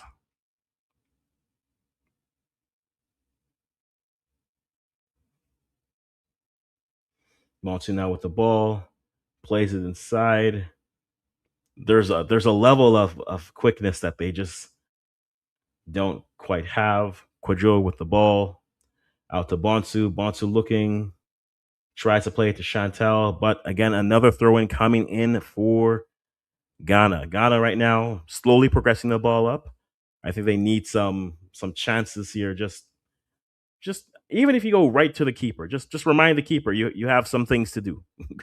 That keeper, that just get a shot on frame here. Chantel tries to win the ball, tries to win it on the side, dribbled out. Bonsu tries to step in. There's Kojo, puts it out wide, puts it in the cross, can't get to it. Princess with it, strike over the bar. Goal kick coming for Cabo Verde.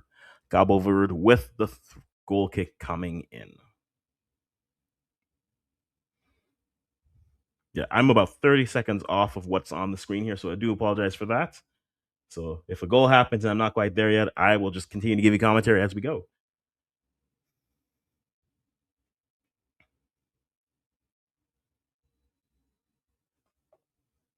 All right, ball headed back and forth as Cabo Verde finally get on the end of it. Cabo Verde try to turn, but Joe with the ball, looking. Bonsu puts the ball in the space. Chantel stops it, looks for an opportunity, but just a hesitant run by Kusi, and then puts the ball back into Cabo Verde. Cabo Verde are now cutting it back to the middle. They're looking for opportunities. Chip back inside, dribble through going deep, but not dealt with, and put out wide. Throwing for Cabo Verde.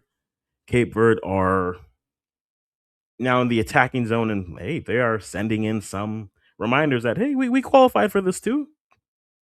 We qualified for this too. Don't think that we don't have anything to give here.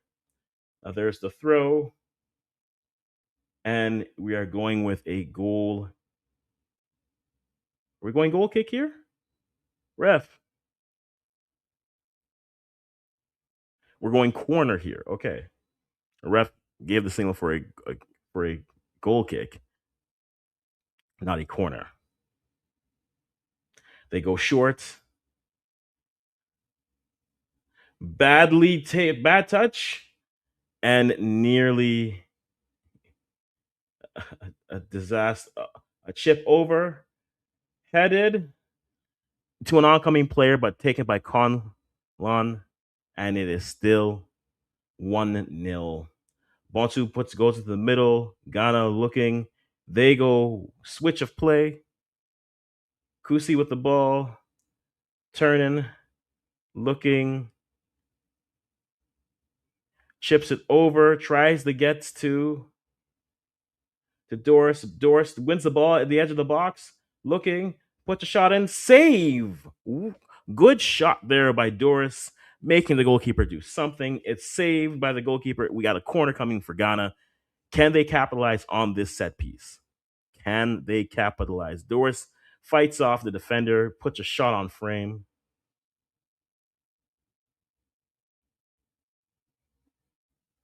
And it is dealt with. Good save by the keeper, but away for a corner. Ghana definitely have had the better scoring chances, but they've also left themselves vulnerable. So good half for the Black Queens, but you, two goals you would like as the corner comes in, headed, and then saved off the top. Another save by this. Hey, it's Cape Verde. We're gonna be speaking about their goalkeeper for days. Good hand on it. As who was the player? Who was it? Yeah, it was Princess Heads it, but then it just guided over the net. Another out swinging ball coming in for this next corner. Here's the ball, high looping, headed, and this one over the net. Set pieces look good, but just keep them on target. They have a chance. Still 1-0 as we're heading towards the 40th minute, nearly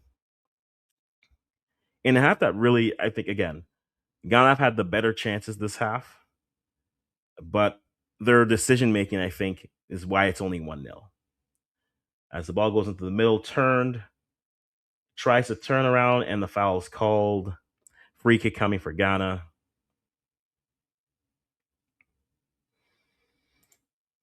Asante looking well as Boache is fouled.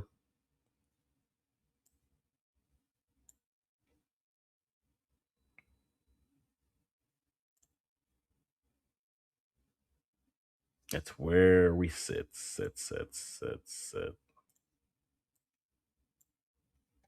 And that's where it is. So still 1-0 as we have Ghana getting on the end of the ball here off the throw in.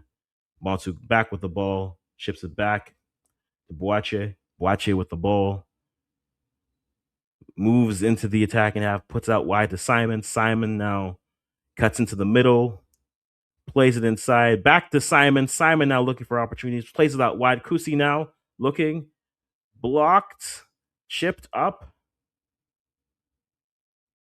and played out.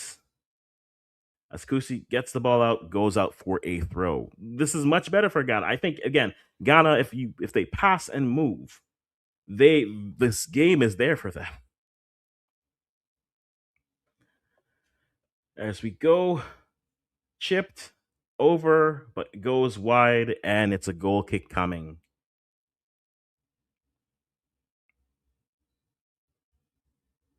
Looking at that shot, just a good hand save by Rodriguez, the goalkeeper. Just if Ghana just would pass the ball more, the game is there for them to really carve up this Cape Verdean defense because there's just so much space.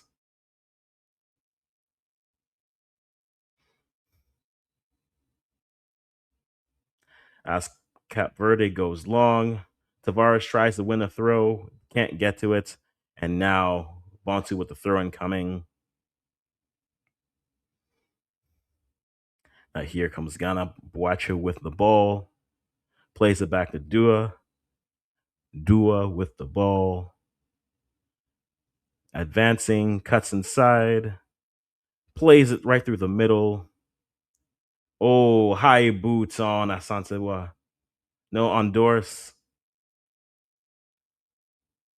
And that's the second yellow on Cardoso. That's second yellow for Cabo Verde, but the first on Cardoso. So let's be clear there. So Cardoso has a yellow, and so does Rodriguez. So 11 and 6, and then 6 for Ghana has Quadro has the yellow. High boot foul, easy yellow to pick up.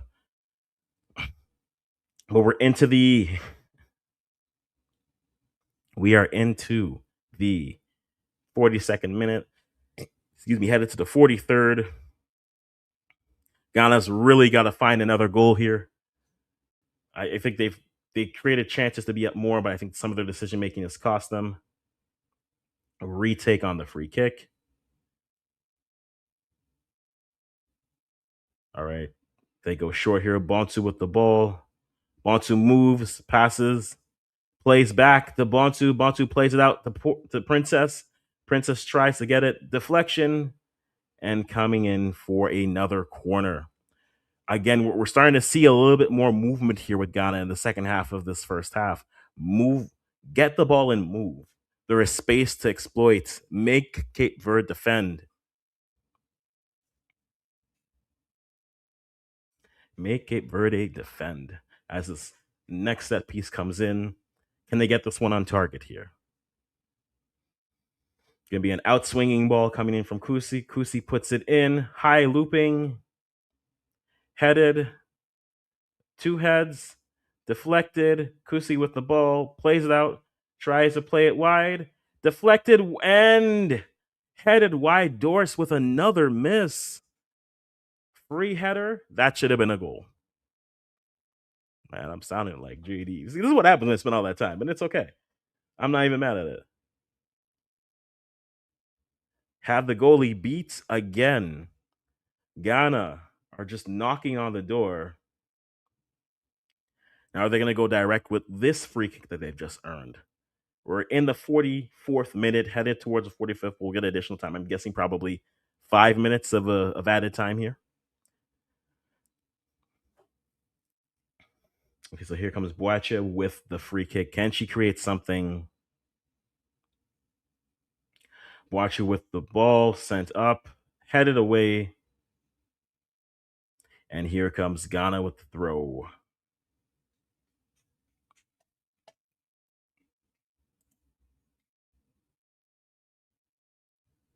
Ghana with the throw coming in, and a throw coming for Cape Verde. Cabo Verde. Rodriguez, who's on a yellow, throws it in, headed up. Morea with it, and a foul called. Hey, you know what? Make this ref the final. I already like it. I know it might be a conflict of interest, but let her ref the final. But free kick coming in for Cape Verde as we're getting near to halftime. One goal, Buadua in the 7th minute. Ball played out into space, but back to Cape Verde. Cape Verde with the ball, played away, throw in coming in. 2 minutes of injury time. So I was off. What are we going to do? I don't know. We're just going to, live life. Here comes the throw in. And the free kick given. Okay, so we got a good free kick spot for Cape Verde, Cabo Verde, here in the 45th minute.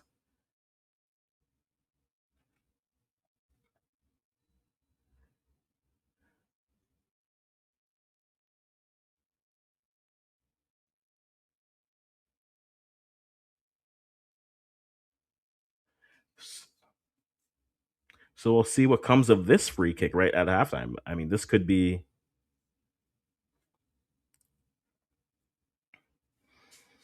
so three player wall for Ghana here on this free kick. Let's see what Ghana can do with this.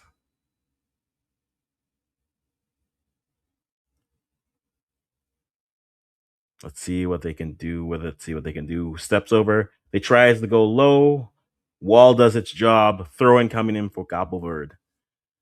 Cabo Verde with the throw in. Tries to get the ball again. Try to set it in again. Wide. Simon gets to it for Ghana. Now she plays it up further up into space, but not quite out. She did have a princess breaking, but too far wide on the pass. Ball coming back in. Chantal tries to get it for Ghana. Switched. A bad switch. And now another throwing coming in for Cabo Verde. Still 1-0. Feels like we're going to head into this half 1-0. Leo with the ball, as we do. Let's just do this last little run here. Ball played, cleared. Ghana playing dangerously. Tries to put a strike on, and it just goes wayward. And that should do it. As it is now,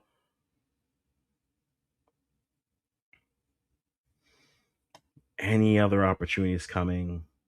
Ghana just left a lot of opportunities. We just missed a lot of shots. Yep, there it is. Halftime is the score. 1-0.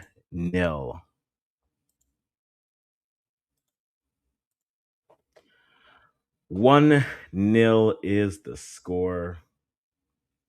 1-0 is the score. And going straight to soccer way to look at some player rankings and see what they kind of look like. On the Ghanaian side, the average ranking and scoring is about a 6.9.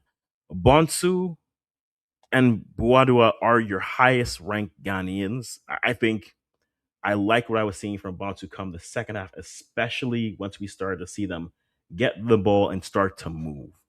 There is space to be exploited for both sides. But for Ghana, there was a lot of just trying to go one on one or winning the ball and trying to dribble through space. If they pass the ball and move, when they started to do that, and Bonsu is the prime example of that, the right back. She got the ball, passed it into the midfield, and then she relocated. And that you started to create more opportunities for the Ghanaians. They should be up more than 1-0. They've just missed a lot of opportunities, which is unfortunate. But I've liked Bonto, I've liked Boache, I've liked Princess. I've liked Princess. I know she's getting a high grade here, but she's missed some opportunities, right? The stats that the broadcasts are giving is you have 13 total shots, 4 on target for Ghana, while Cape Verde have 4 total shots, none on target. The possession wise is about 60-40 is what it's breaking down to. Passing accuracy 235 to 153. 3 yellow cards. It's 2 yellow cards. That is off. 8 to 10 fouls. Again, this I think this ref has done a good job of actually officiating. I didn't like the Kojo yellow. I thought that was the wrong call. If you want to call that a foul, sure, but on replay when you see it, there was no contact for it to be a yellow. But you set the standard there. Then the next one, then Rodriguez got a yellow, and then Cardoso got a yellow. And so I think this referee has done a good enough job. Well, Wadua gets the high score for Ghana because she scores the goal. And look, she's been dangerous. She's had a few shots that have been saved. Prince Marfo has had 2 shots that were saved and then over the net. Right? Chantel hasn't had much to run onto. I think there's a break chance that comes in where Wadua lets go of the pass too late. And if she lets it go a little bit early, Chantel has a chance to run onto it and put it away.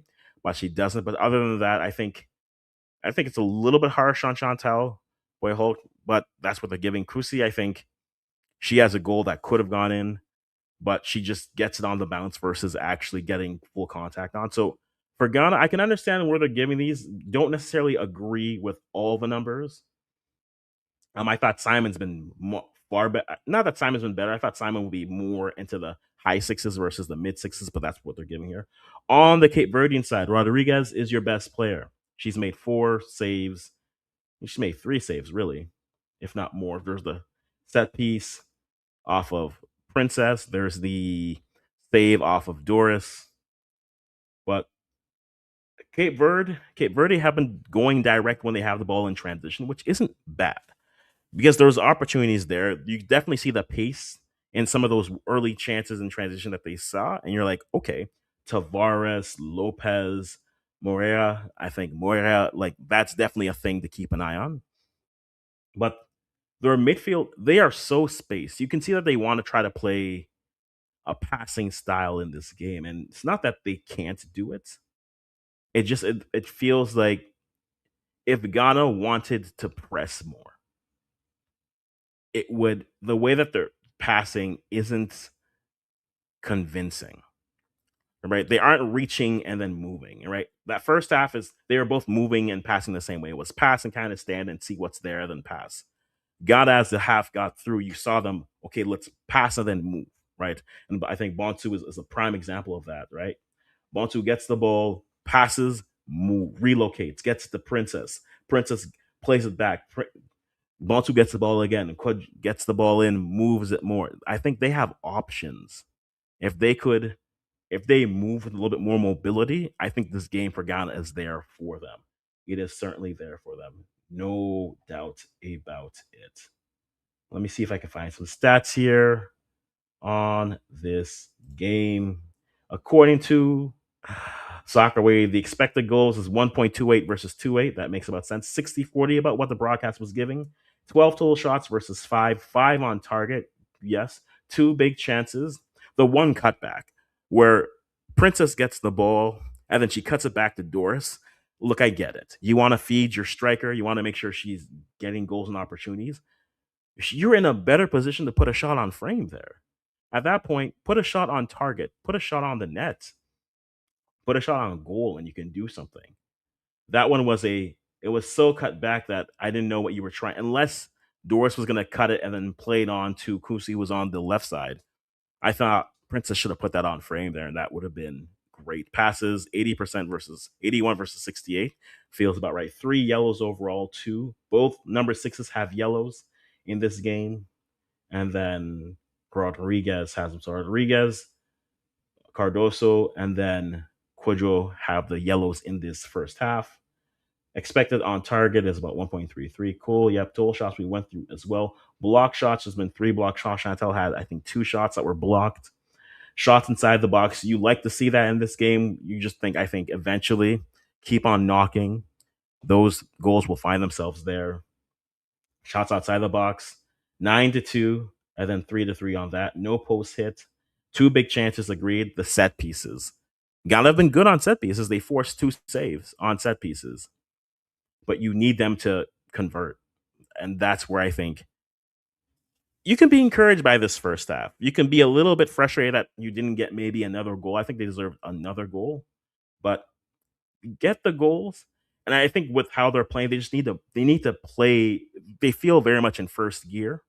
They need to get to that second gear and move. I think if they get a little bit more movement out there, I think that team will look very good. Accurate through passes, 1 touches in the opposition box, 11 versus 6. I think 6 is too high for Ghana for what they're conceding. They need to defend it a little bit better, but the transition is there. And so if they're going to pass and move and they aren't good with their passing, they leave themselves very culpable to the counter. And that's what we're going to be watching within their movements. Ansatewa, I think that's someone I'll be keeping an eye on to see if she can do. Most of the time, really, though, when they win the ball in the middle, they when they win the ball in the middle, there is acres of space for Ghanaians to turn around to and just to advance with. But they're not. Now, maybe that's just playing more safe, but if they just turn, there is space for them. And if they do that, then that makes the Cape Verde defenders have to decide if they're going to defend or they're going to step up. And then that's when, okay, you want to try to dribble past people. That makes more sense. Don't try to dribble past someone from a standstill. right? I think that's where you leave yourself very culpable and vulnerable for those opportunities. But and that's where I'll say, look, I think Cujo was doing a good example, was doing good work with that. I want to see more from Chantel doing that. But then Asante, well, I want to see her once she gets the ball, turn and go. Because there is space available for her. And if she does that, then you have Doris, then you have Kojo, then you have Chantel, you have Kusi, you have Princess. Now you have an attack. And now as a defender, who do you try to defend? But right now, Ghana are passing. They've been still dangerous with it, even with how the score is still 1-0. They've created enough chances to be up further up. And so that's the encouraging thing. But if they get to second gear, if they get to second gear, they have a game. I think they can unlock this game where they can run this. They can really make Cape Verde really sit back if they want to do that. Now, on the opposite side, to put my Cape Verdean hat on, you putting the ball into space, you almost have to say what I was to use what I was saying for what Ghana should do. For Cape Verde, you almost want to invite a little bit more pressure, but you need to step up a little bit higher. And I think that's where it is. Like where Melo, Cardoso, and Juanan are, they're getting balls up to Tavares, Moreira, and then Lopez. And then from there, okay, it's transition opportunities. That's what we're hoping for. That's what we're seeing. That makes sense.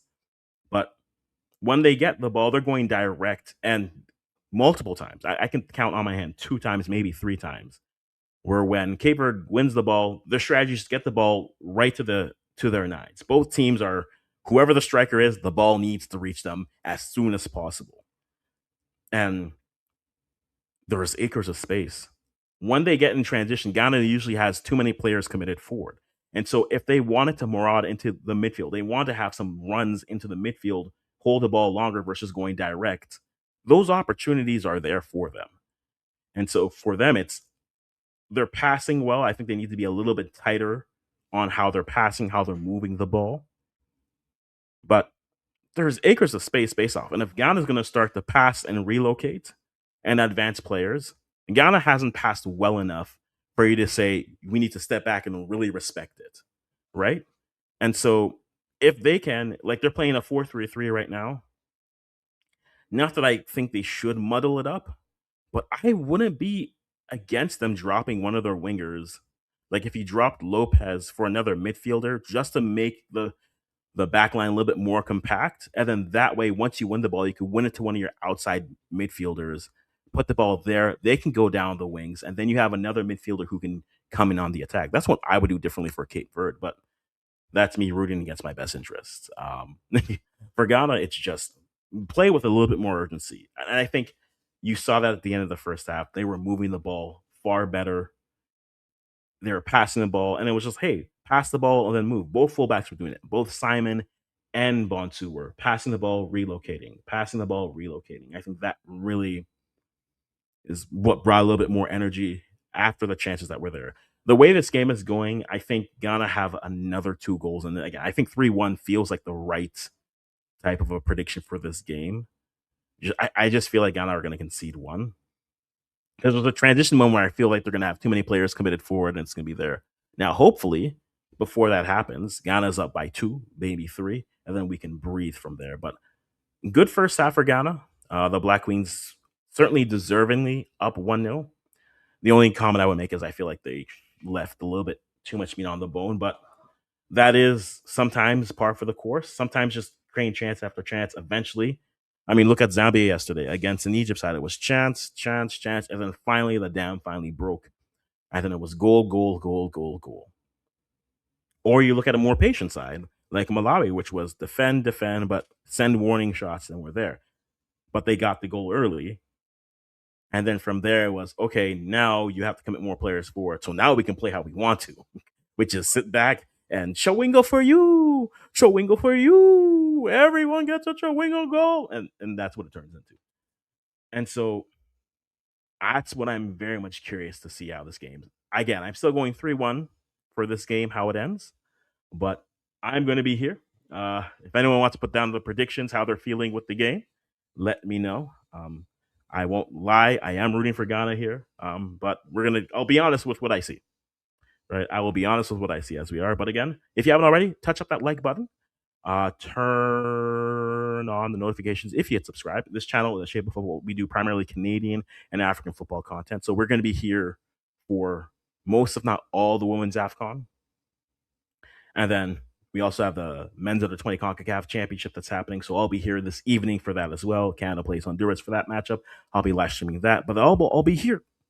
The plan is every day to be here around this time just to do a recap of that game, of the game that just finished. So the early game, talk about the early game, then preview the night game and just talk about it with people from there every day as the tournament goes. And we'll do some live streams as it comes through. Again, I have circled that Malawi Zambia matchup. That to me will feed me for years. That just feels like, do you have a fast forward who can score in transition? We do too. Goals for you. 5 stars for you. As we have the players returning to the pitch here, the Ghanaian section, it really is disappointing to me that, look, this feels like, and it sounds like a better um, crowd. It's just disappointing when you see crowds at continental tournaments and there's like three. It feels like there's 12 people there. No, I know there's more than 12 people, but it's unfortunate that it just feels like there's not that many people that are out for these games. And maybe, like I said earlier in the broadcast, maybe it's just hosting fatigue. Maybe it's just opportunity fatigue. But it's really, you really wish there were more players or more fans in the stands for this. But we continue and we go, but hopefully it continues as the competition gets closer and closer to the match. Sharing this back in, looks like we have some substitutions coming in. Ghana,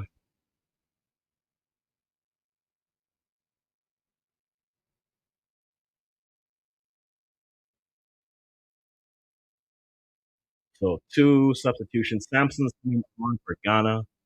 Let's see who that is. Princess coming off for Samson. So that's a winger coming off. And then we have two substitutions coming. We already know that Cardoso is coming off for Cabo Verde. And then Romania, number 8, she's coming on for Cabo Verde. Rosario, Romania. And I'll tell you who she's coming on for. Okay, so Cardoso, and then let me get that real quick. Let me get this here quickly before we get back to the live commentary and what's going on. So the Ghana substitution on the screen, as you can see. Okay, and then one for that as well. Cooley McCool.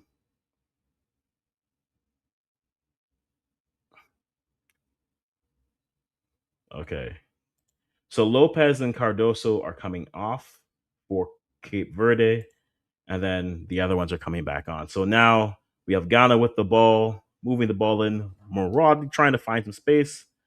You have Bonsu now with the ball, as you have Boache with the ball now, moving further into the second half. Simon with the ball goes out wide. Bad communication with her and Samson. So we got a throw in coming for Cap Verde. So 1-0 into the second half. That's where we're currently sitting. Agreed. I agree. I went 3-1. You're going 3-0. Guys, if you haven't already, go touch up that subscribe button to Ghana Niger Ballers. I was told that the commentary has been bad, so I'm here to provide my commentary. But I do agree, as we have.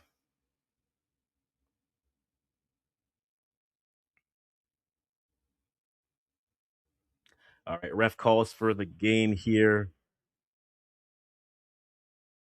And looks like Leia having a tough one. And all right, Francois is giving me 3-0. Ghana will win. I think we're all agreeing on the 3.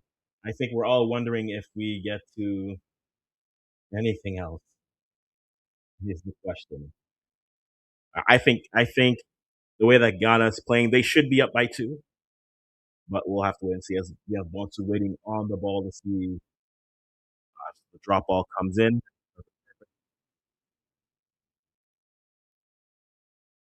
All right. Looking for anyone. Again, not the best movement coming in. So here we have Dua with the ball, probing, tries to go long for Doris. Doris tries to win it, taken by Cape Verde.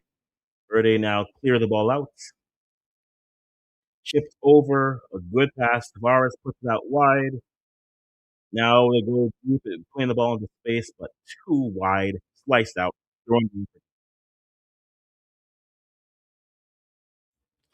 All right, so throwing coming in for Ghana. Again, into the second half, we are 1-0 for the Black Queens over Cape Verde. We'll see if Ghana can find a second or if Cape Verde can find the equalizing goal as we are sitting here in this second half. Shots of both coaches.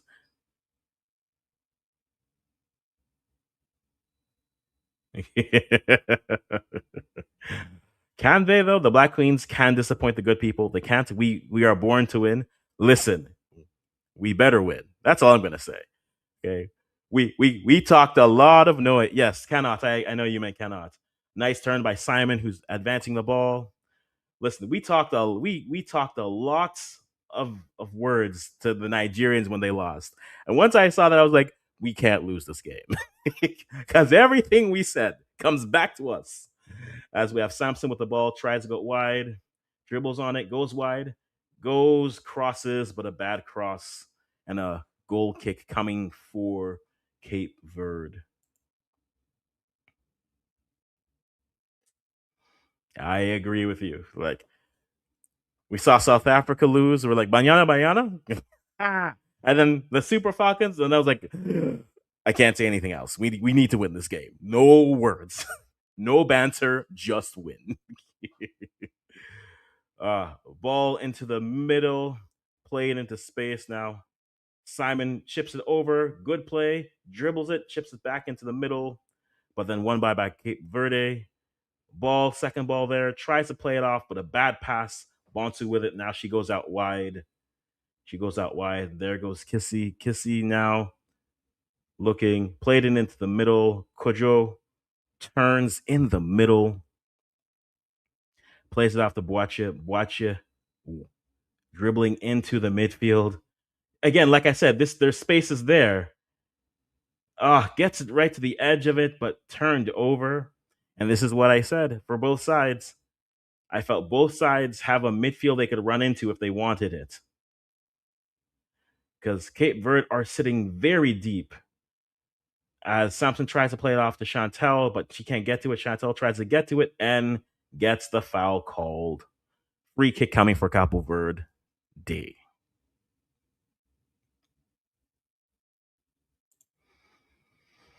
Free kick coming to Cabo Verde.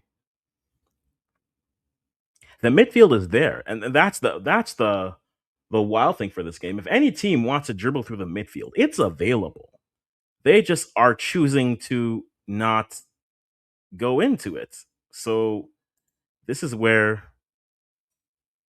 this game is there to be won or to be fumbled by Ghana. All right, chips it up over now. Free kick dealt with. Sampson tries to go over, but then cleared out by Rodriguez. And a throwing coming in for Ghana. 52nd minute in the second half. Cape Verde are looking. Simon puts it in. Looking. Asante gets the foul called for her. She wins it. Wanan is not happy about it. We'll see if Ghana can create something here. All right, so here we go with Dua with the ball, dribbling up, looking to go to Bonsu. Bonsu puts it out wide, tries to get it to Doris, chipped over, but Bonsu wins it back, but doesn't quite win it. Dribbles and throws in. Here we go now. Kissy in the midfield, plays it. Can't, not a good pass, but back to Ghana. Boache with the ball. She's going into the midfield again because it's available to her. Plays it out wide to Kissy. Kissy now looking, cuts it back inside, puts a chip on. Samson with the ball, puts it on. Can she get the put the shot on frame? Put the shot on target, but we get a corner. That just and that. Samson with it, gets it to her left foot, tries to pass in front to Doris. Again, I'm not saying don't pass, but shoot the ball. All I'm asking for you is to shoot the ball. That's it. Just shoot the ball, okay? Another opportunity wasted, but a free kick coming for Ghana. Can they finally find their second and exhale? Can they find their second and exhale? All right, so here it is. In swinging ball from Kissy. Short, dealt with by the Cape Verdean defenders, and back won by Asantewa. Gets it. Simon puts it back over the top, headed down. One in the midfield by Ghana. Back the ball in. Asantewa with the ball. Plays that wide to Samson. Samson, can you do something? Plays it a weak cross into the middle. Won by Cape Verde, but then out another throw in coming. Ghana, you have goals a galore that you've left on. This is, you know what this feels like? This feels like when you're as a parent, your child says they're a fool, and you made them a chicken drumstick. Own goal, own goal. That's how we get it. That's I don't care. Own goal. Ghana up 2-0.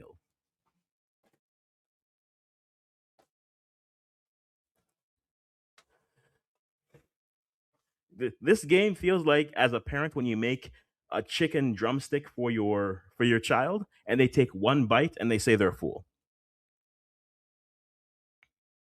So Chantel fights off, puts a cross in, and it's chested into the net.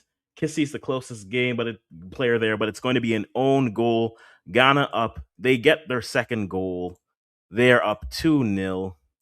But the finishing has left much to be desired because we've desired finishing this whole time and we've not gotten it. But an own goal now. Or was that Bonsu? No, Bonsu was on the other side. So Chantel won't even get credit. Vieira gets the own goal. And now it's 2-0 for the Black Queens. 2-0 for the Black Queens. Bonsu right now is the player of this game right now for Ghana, and no surprise there. 2-0. As Caper gets the ball in the middle, they're trying to get through, but then that's easily cleared. Samson chests it down. Chantal with it, tries to play over. And now we have a break coming for Ghana. Now into the middle they go. Now they're breaking. Too heavy of a touch and just too deep of a run. And now Cape Verde coming back. It feels like this game will finally start to open up. Again, a 3-0 is what I'm expecting, but we'll wait and see what happens with it. Oh, and a foul is called, and it's a collision. Foul goes advantage to Ghana. Now here comes Chantal with the ball. She plays that wide to Samson, but intercepted. And now they try to go direct, but then watch it, wins it in the middle. Now here comes Ghana, patiently now looking. They go direct, try to get it to Samson, but Samson is not on the same page. And it's a little bit of off run, but it's there, taken by the keeper, Jacinta Rodriguez. And we'll see what happens. And it looks like we have a player who is down. Yep, we have a player down. They play the ball out. Kelly is down. Kelly is down. Olivia Kelly is the name. She is down currently. Currently plays at Sparta. At Slovako in the Czech Women's League. She is down right now. Just unfortunate. It's chested into the back of the net by Cape Verde. But Olivia Kelly is currently down. She's got the headband on. Chantel with the cross. Won't get credit for it, but she's out here trying to make up for her second half. So 2-0 is the score as we sit and we wait. The Cape Verdean section. Look, I don't think Cape Verde have been poor. I think Ghana have been worse. They just been terrible finishing. But maybe that second goal opens up the goal scoring for them, and we'll see. We will have to wait and see. But right now it's looking like a Ghana win. Again, I predicted 3-1, but we'll see what they're able to do. Watch it, 37 years young. She is marauding into the midfield like she's still 27.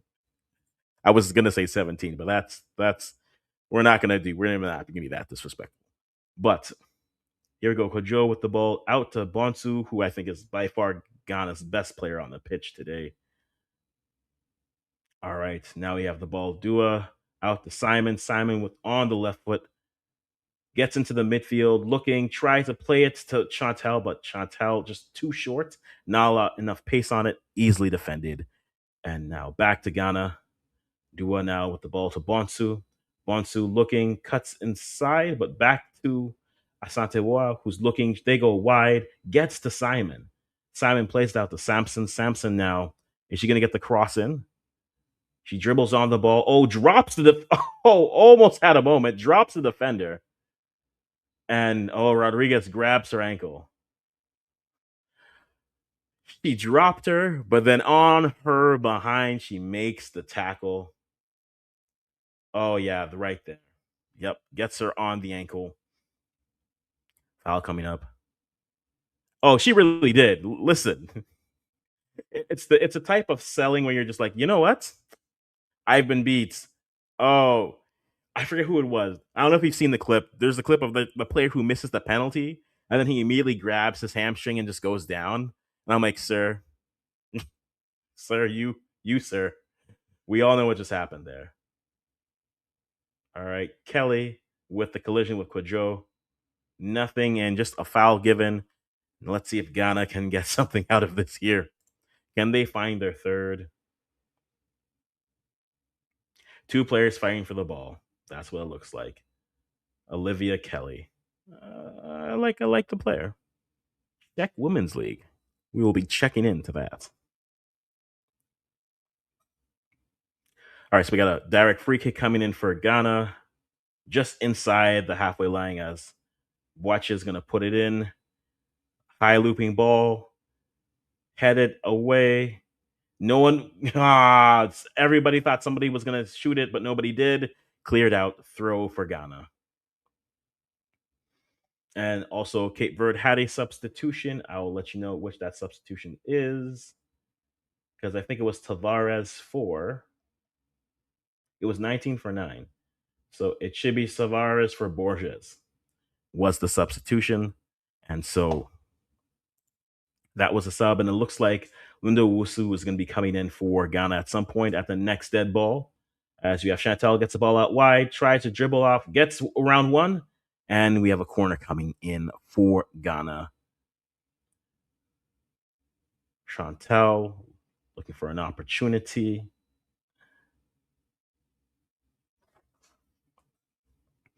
Can they find their third goal here?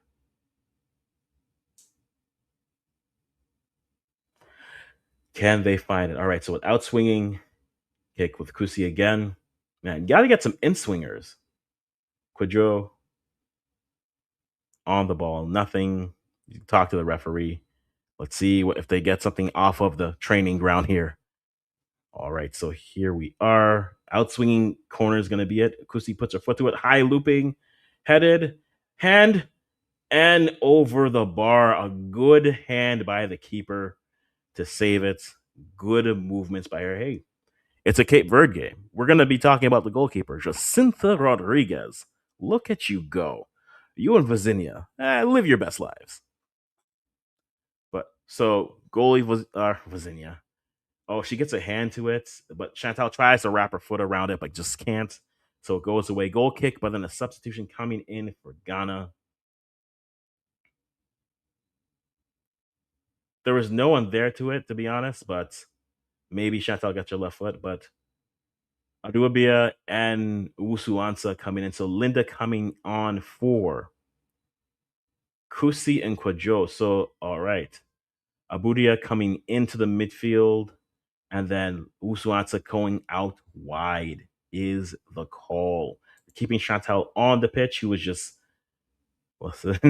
Sakura is just like, you're on the pitch. You get enough points. So those are the substitutions. So our 10 comes in, and then more coming through. So a forward substitution. So Princella, she's coming in, 27 years of age. She plays her club. She's currently in the Turkish league. Yep. So she's playing in Turkish league. She's been there for the last 2 seasons.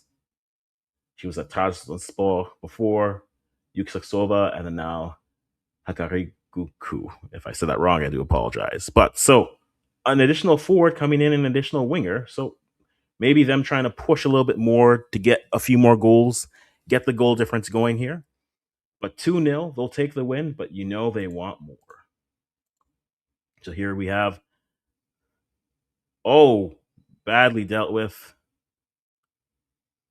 Chantal thought she could cleverly get a corner, but the ref says she was the last touch. So we are going back to a goal kick for the Cape Verdeans. 2-0 is the score, guys. If you are just swinging by, stopping by, just hit the like button. This helps with visibility, but also if you like this type of content, we do primarily Canadian and African content.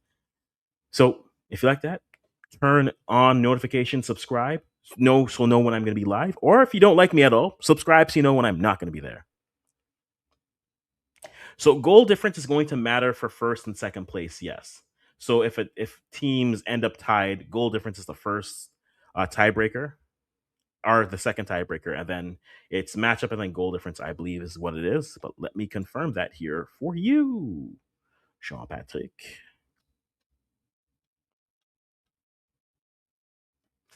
All right. Tiebreakers, it's points in head-to-head matchups, then goal difference, then goal scored, and then drawing of lots. So you can see like a team like Zambia putting 6 goals leaves themselves in a great opportunity to really live because they have six goals to play with. So worst case scenario, that's the thing. So like worst case scenario, if they lose a game, it's going to be a situation of we have the goal difference, so they'll have that's a second one. And looks like what? Nope, that is not Watcher. That's Dua, who she's either cramping or it looks like an injury. So we got the cold compress there. Trying to see what happened. Dua goes up for it.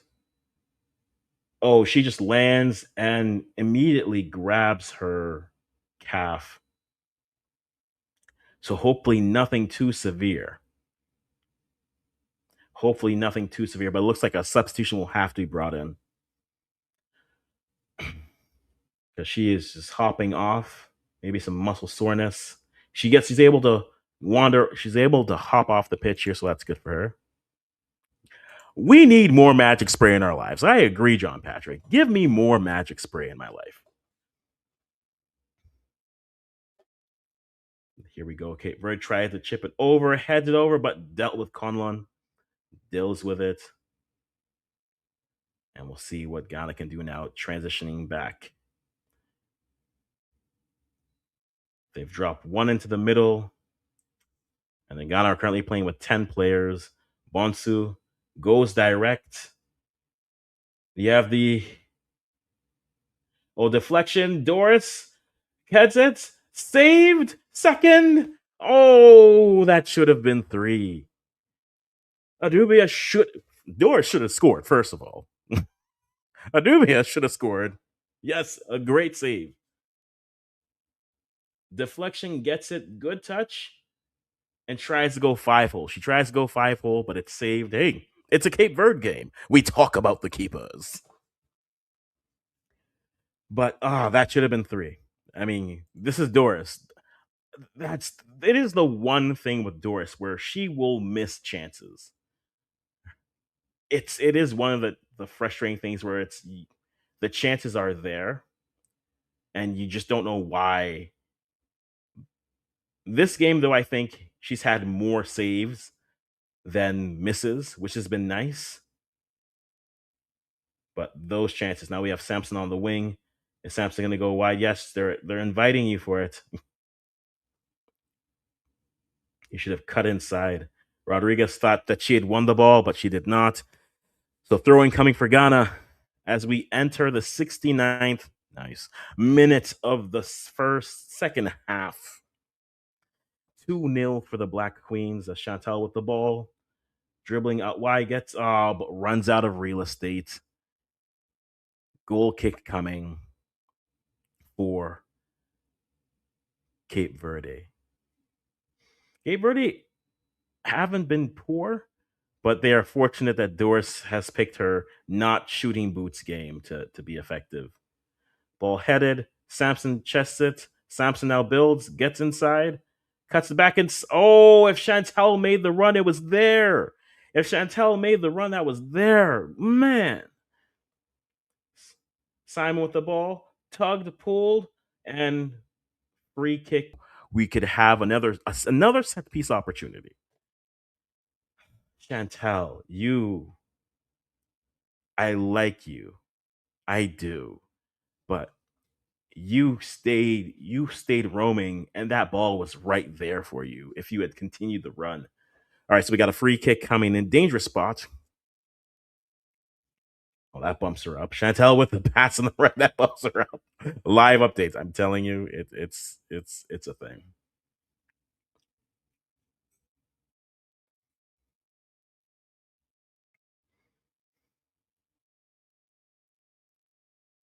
Now ball's put in wide, try to be headed, but too deep.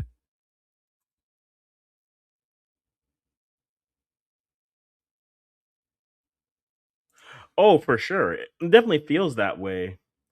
But Doris tries to get it to the end of it and just can't reach. This this game will be the most frustrating 2 to 3 nil win game that you could ever have because Ghana should have scored. Ghana should be up 4-0 at this point.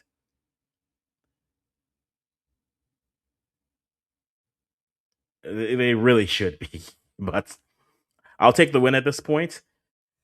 Get the win and know that you left a lot of chick. Again, like I said, this game felt like that one niece or nephew you have who takes one bite out of the chicken or the cookie and they're like, "I'm full." I'm like, "Nah, you're gonna eat the rest of this, sir, ma'am. We don't waste food in this house." Samson, nice cut back. Simon looking, but no passes back to Santewa. Santewa now back to Portia. Boache, sorry. Boache with the ball. Probing. Gets it out wide. Bonstu. She's looking.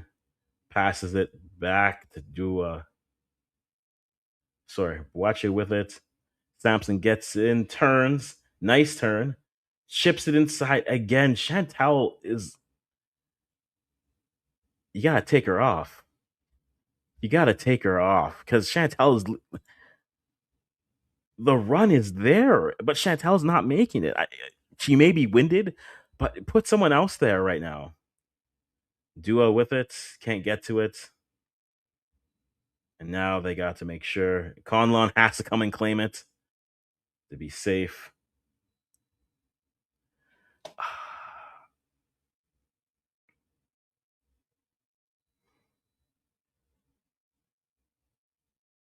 Now here we are. Ghana. Boache now with the ball, looking back to Simon, back to Boache. Boache now plays it in the middle. A good run by Adebe. Okay. Crosses in. Deflection. Chantel. Shot blocked. Chantel really released that with some venom, but block shot. Played out wide. Again, the switches are very telegraphed. The cutbacks are very telegraphed. Capo Verde trying to play it out. They finally get the ball. Rodriguez finally gets it. Rodriguez plays it back to Semedo. Semedo is looking, probing. Back to Rodriguez. Rodriguez now with the ball. Tries to dribble around, but Samson is there.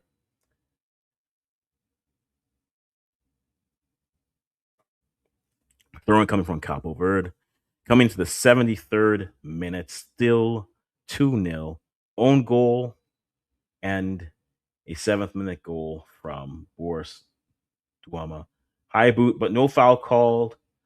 Tried to play a through ball, but not quite there. Romina gets back up, and now we have Moreira, who is slow to get back to her feet. We'll see. Oh, that's a high. That's a high everything. It's a high everything. Ghana. They get away with that one. Chantel fights the player off the ball. Now we play back to Dua. Dua plays it inside, but a bad pass. Tries to chip the goalkeeper and claimed nearly. Listen, I said that one was coming. That one was certainly coming. Definitely off her line, but but not deep enough. Now here we have Ghana coming in. Bonsu again. She's been probably the best player. Gets out wide. Okay, cuts inside. Cross dealt with, chipped up, and now Rodriguez with the ball moving back. Good opportunity there. Good cross, but just better defending. Now Boache with the ball now. They play back in the middle. Oh, is that a they saw? Gets to the middle, puts a shot on, deflected, and claimed by the keeper. Still 2-0. Ghana looking for that third to finally exhale after a chip opportunity was just right there.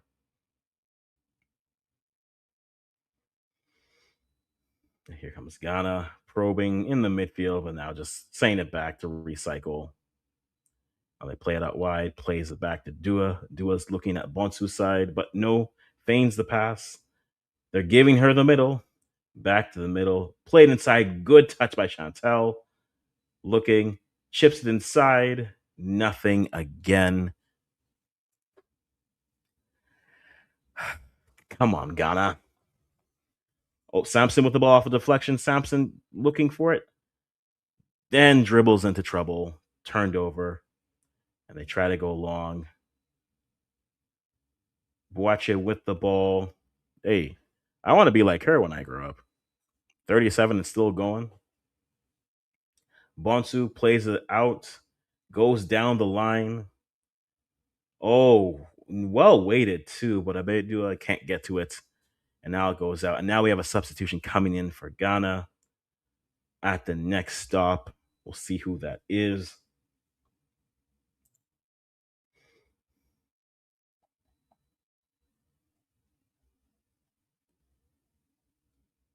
We will see who that is here.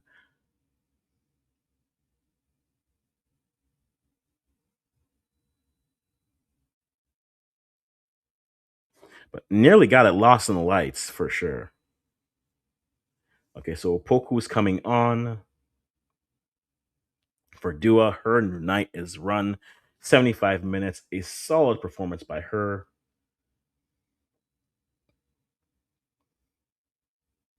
But dealt with, so we have another defender. Dua passes it to no one. So not a best first touch. Oh, but a nice tackle in. And then now Ghana really wants to recycle and be safe, and I get that, but against the wrong side, they put themselves into this type of position where they will just get run through.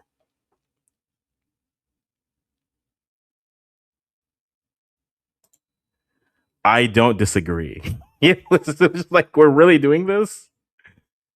This is how this ends. This is how we end this. I would have been like, listen, you give it to him. You gotta give it to him. Agree. Agree, John Patrick. Gotta agree with it. All right, so back to the action. It's like Cabo Verde picking up another yellow here, but we'll see what that looks like when it gets there. Played over. Opoku to Bonsu. Bonsu played out. Here comes. Oh, played into space. Oh, pull, jersey tug. Yep. Yeah, that's a yellow. That's a like that's a jersey exchange. Okay, you don't complain when it's a jersey exchange. Like you're just like, I'd like your kits after the game. No, the game is still happening, sister. That's what that was. Uh, so another yellow. So Leia picks up. Oh, Vieira picks up the yellow. So she's not having the best time. A yellow and an own goal in this economy? Yo, if call in the next 10 minutes, we'll double the offer. All right, so Ghana gonna try to go a good set piece, a good crossing. They should hopefully be able to put on frame on targets. Let's see what they're able to do here. So here we go. See who's standing on top of it. Linda Wusu staying on top of it, along with Boache. Puts it in, headed, bodied, chipped back in, and cleared. But Chantal gets to it, plays it back to Chantal. Chantal looking, crossing it back into the middle. Wonderful. A good turn. Back in, recycle. They're going to try to come in. Again, there's space in this midfield. If someone wants to just drift into an open lane, it's there. Bonsu plays it back. She's pushed down. Ref is just like, we're really going to do this? Okay. Okay. Ball chipped in. Over. Cleared, but not out. Doris wins it, gets there. Doris, good win, get it. Shot blocked. And they're calling a handball at the edge of the box. If this is not 3, I don't know what to say.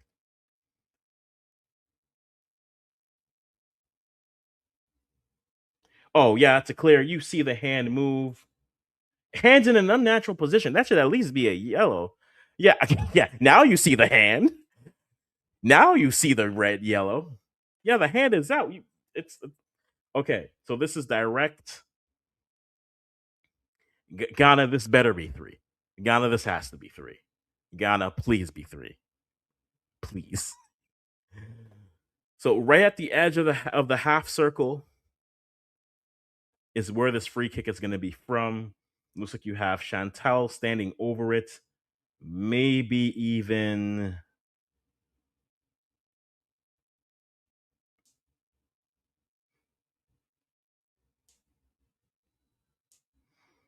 Okay, Chantal and Boache standing over it. So we'll see. We'll see what happens here. Okay. This better be 3. If this isn't 3, I don't know what I'm going to say. Okay, so here comes. So Chantal and Boache are standing over it. Knowing them, they'll miss. Like, knowing them, they'll probably just, like, miss it completely. Or knowing that they'll hit the post, and I'll feel like it was a chance. Chantal gets onto it, and too much power goes over. Too much air under it, and it goes for a goal kick. It's been that type of day for Chantal. And it was like, it's been that type of day for Chantal, unfortunately. All right, now Semedo comes off. Okay, Wanan comes off for Semedo. So we got 2 Semedos on the pitch.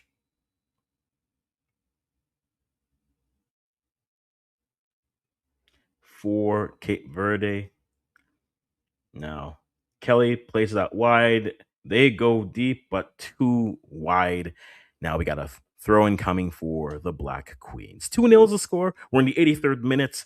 Ghana in control, but Ghana should be up by more, but we'll take the win. We'll take the win.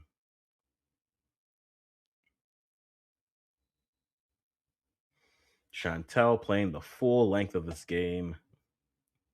And a fun thing is to go to one of those AI aggregator sites for scoring, like Soccer Way or Sofa Score or AI Score, and just watch the people's numbers change. And you're just like, oh, Chantel's numbers have been bouncing between 5.4 and 5.7 in moments. Now here comes Samson with the ball. Can she create something? No opportunities, no one to cross. She looks, holds up the ball. Too much on it, can get to crossing, gets a crossing, but it's blocked. And now Cape Verde pass it out and try to get out. Samson now holding, defending. Ooh, the physicality. Oh, Annie.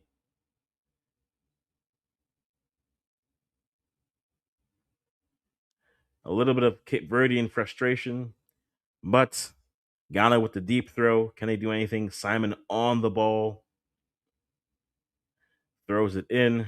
Samson crosses it in. Doris tries to turn. They try to get a shot for Chantel, and Chantel's shot is blocked. That's probably why she just went up to 5-7. All right. 83rd minute and counting. Headed towards the 84th.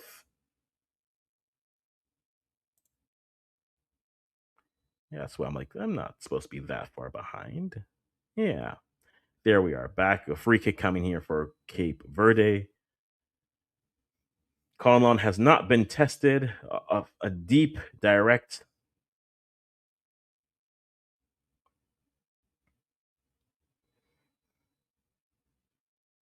All right, Chantal plays it in. A good pass to Tasewa.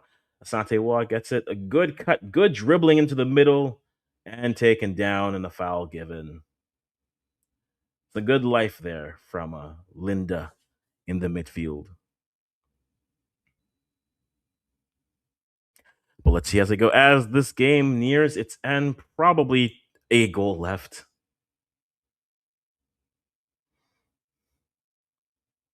Portia is just like, somebody move, please.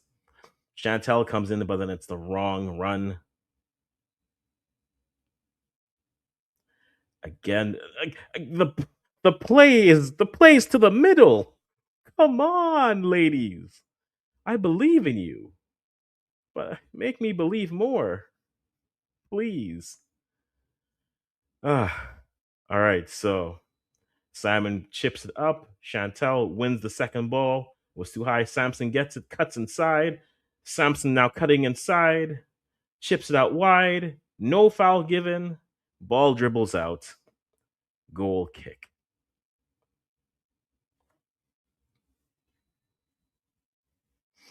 Collision between Samson and ooh, who is 18? Suma Semedo. Oh, shot out wide, but dealt with. And this one is just booted to make sure it lands in customs.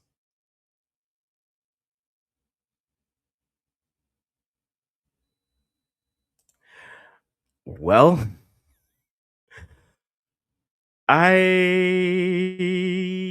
don't know. Evelyn Badu looking like she's coming in.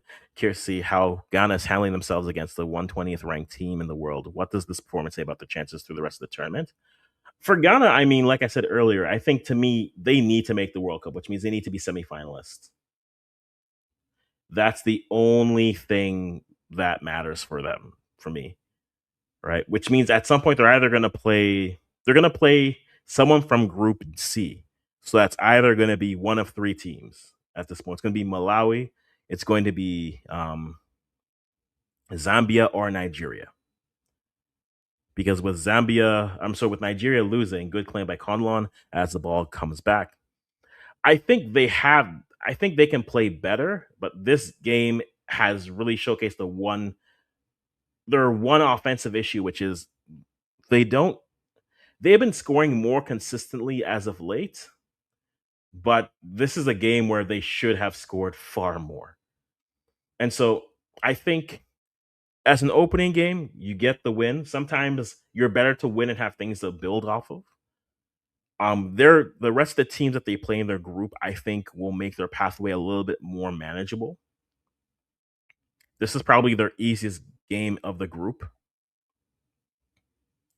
right? Because next then they'll have Cameroon, who is the side that made the playoffs, so they will be a tough game.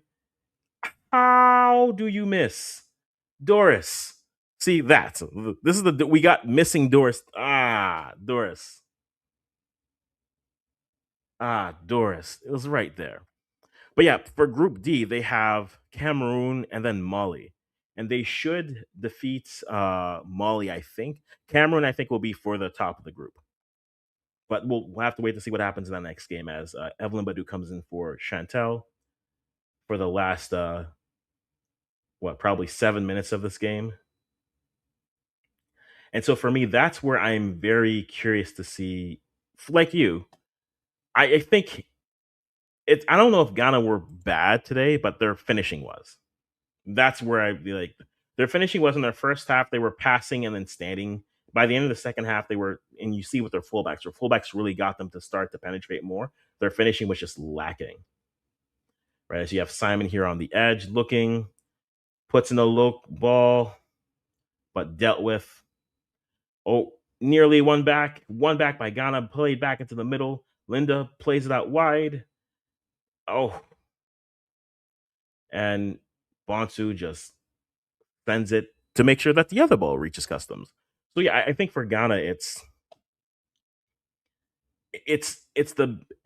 you want you want to win, but sometimes a win with a lot of things to clean up is good.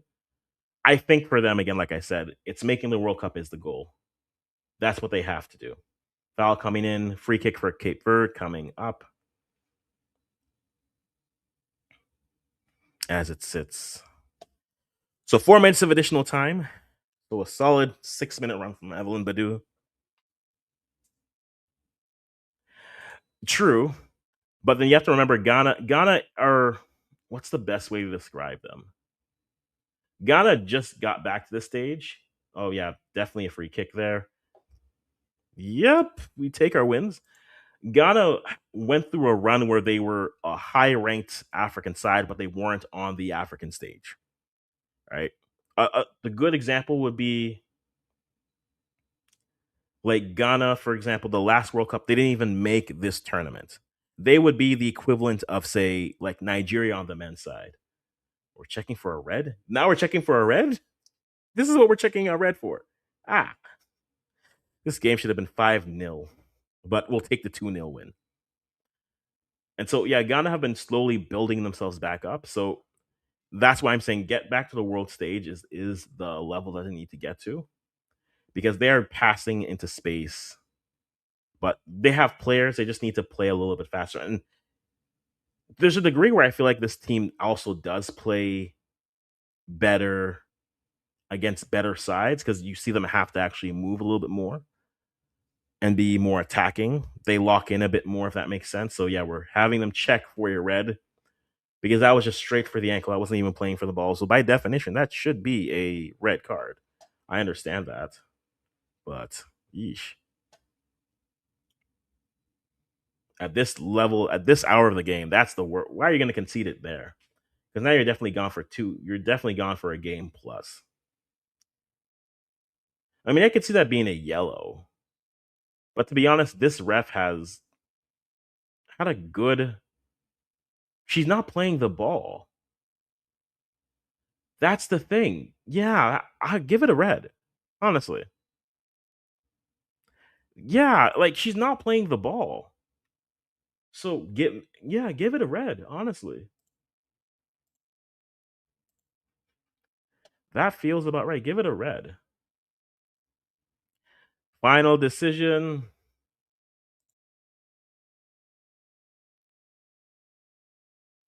Oh, she's reaching for the pocket. Yep. Yeah, that's a red. You're not even playing the ball. You just skip. You sized up that angle.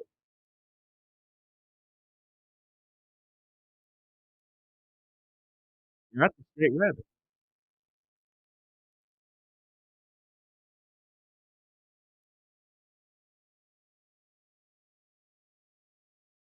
The board just comes on and then goes up. Like that's if you guys saw the Egypt Zambia game, like what's worse? The the penalty that they concede, can Ghana make it three, headed back inside. Yeah, this they just can't. Ghana can't score if you put the ball in front of a play. Like Ghana, this yeah, yep, just just that type of a game. Just that, yeah, no finish, no finish at all in this game. And now get it. Bonsu wins the ball back, keeps it inside. Good defending, puts it out wide. One back by Ghana. Maybe they have one more goal before time runs out here. It'd be nice. Just a goal, a third goal would be nice in this economy. A third goal would be very nice. All right. So here we are. Bonsu with the ball now advancing. Can we find a third for Ghana? Can we, please? Simon with the ball, puts it inside, tries to head it over, but nothing. They try to play it back. Again, you see the passing principles that are there, but now you're missing a player. You're down to nine outfielders. Simon probing. Samson back to Simon. Simon puts a diagonal in, but too deep. Headed over and cleared, but not fully out. Bonsu back in. Badu off the shoulder. Bonsu cuts back inside. A good touch by Badu. Badu with it. Gets around the player. Sends it a shot that's blocked. And then headed back. And it looks like Ghana are just gonna see this game through as Portia or Boacha puts it play it. You're waiting too long for that to send it back. And foul given. No finish for Ghana today, but they finished with 3 points. No finish for Ghana today, but they finished with 3 points.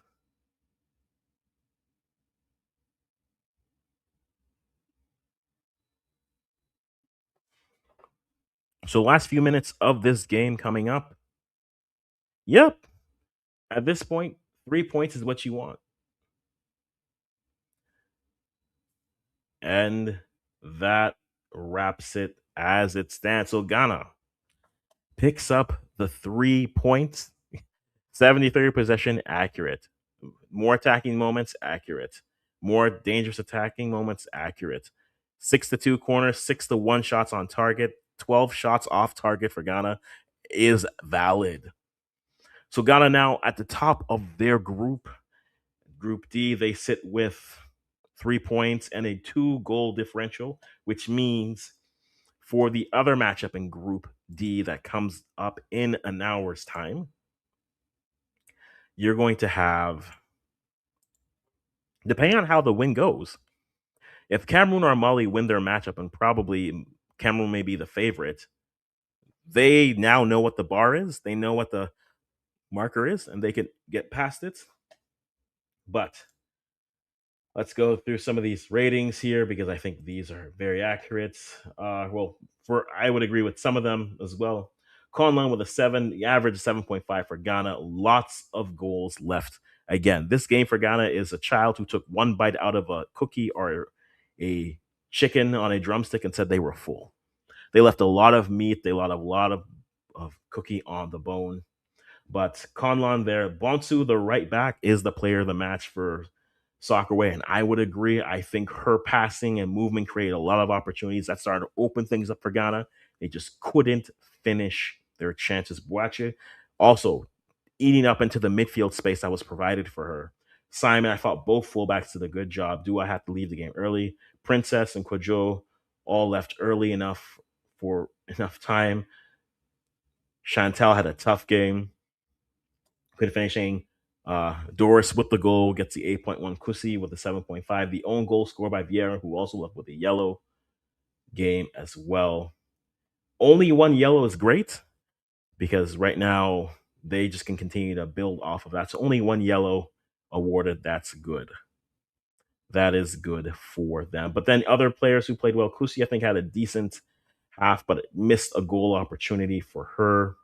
Asantewa, I wanted a little bit more. We got a little bit more from her in the second half, so I'm glad to see that. But this game was there to be a lot uglier in terms of a scoreline. Ghana A couldn't finish, but then B, everything they were doing was just once we got the ball, we're going crosses and hoping that Doris wins the ball and then puts a shot on frame.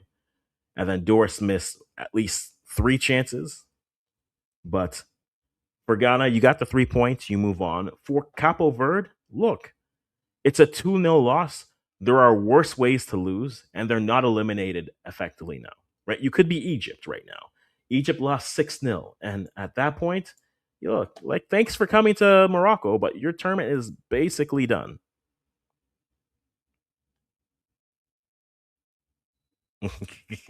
Agreed, John Patrick. One thing Ghana may want to be reminded of, I'm going to remind them. They won 2-0, but one of those goals was an own goal. They will need to be much more clinical against the better teams. Agreed. They have not done for the darling that some people are picking to win.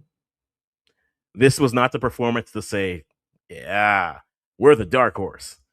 It's a okay, yeah, you won your game, cool, but it's not a. This wasn't like Zambia announcing themselves with six versus Egypt. This is you got the win, and at the end of the day, that's what you needed to do. But for those of us who were thinking, oh, maybe Ghana could like win this tournament, they don't look better than Morocco right now. They don't look better than Zambia right now. They may not even look better than Cote d'Ivoire right now. Malawi is interesting. I think Nigeria and um, South Africa will bounce back for certain, and so we'll definitely take a look and see what happens with it. It was a dominant performance. But it's just like,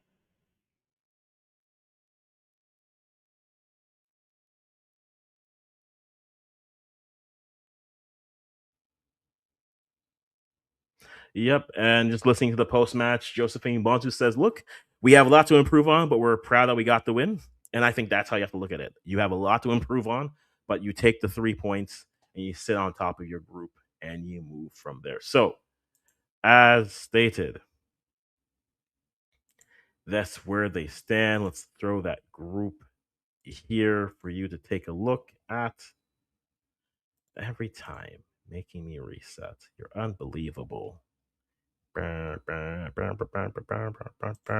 Okay, so Ghana now topping the group with 2 goals and 3 points. So they're at the top here with that group. Again, they would play the second place team of Group C, which at this point is Malawi, which would be an interesting game based off of the transition chances they gave up.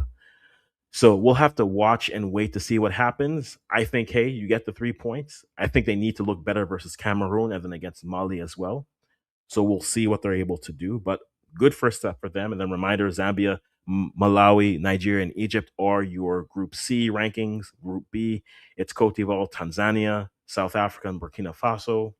And then Group A, it's Morocco, Algeria, Senegal, and Kenya. Those are your group standings. But Group D, as it stands, Ghana are up top, which is what you want. Was it the most convincing game? As John Patrick said, I agree. It wasn't, but you got the win. You got the game across the line. That's what you needed to do. Now improve on that. Continue to grow and build on that, and you go. The next game for them comes in 4 days, I believe. 4 days is the next game. Feels about right. Let me just confirm that here.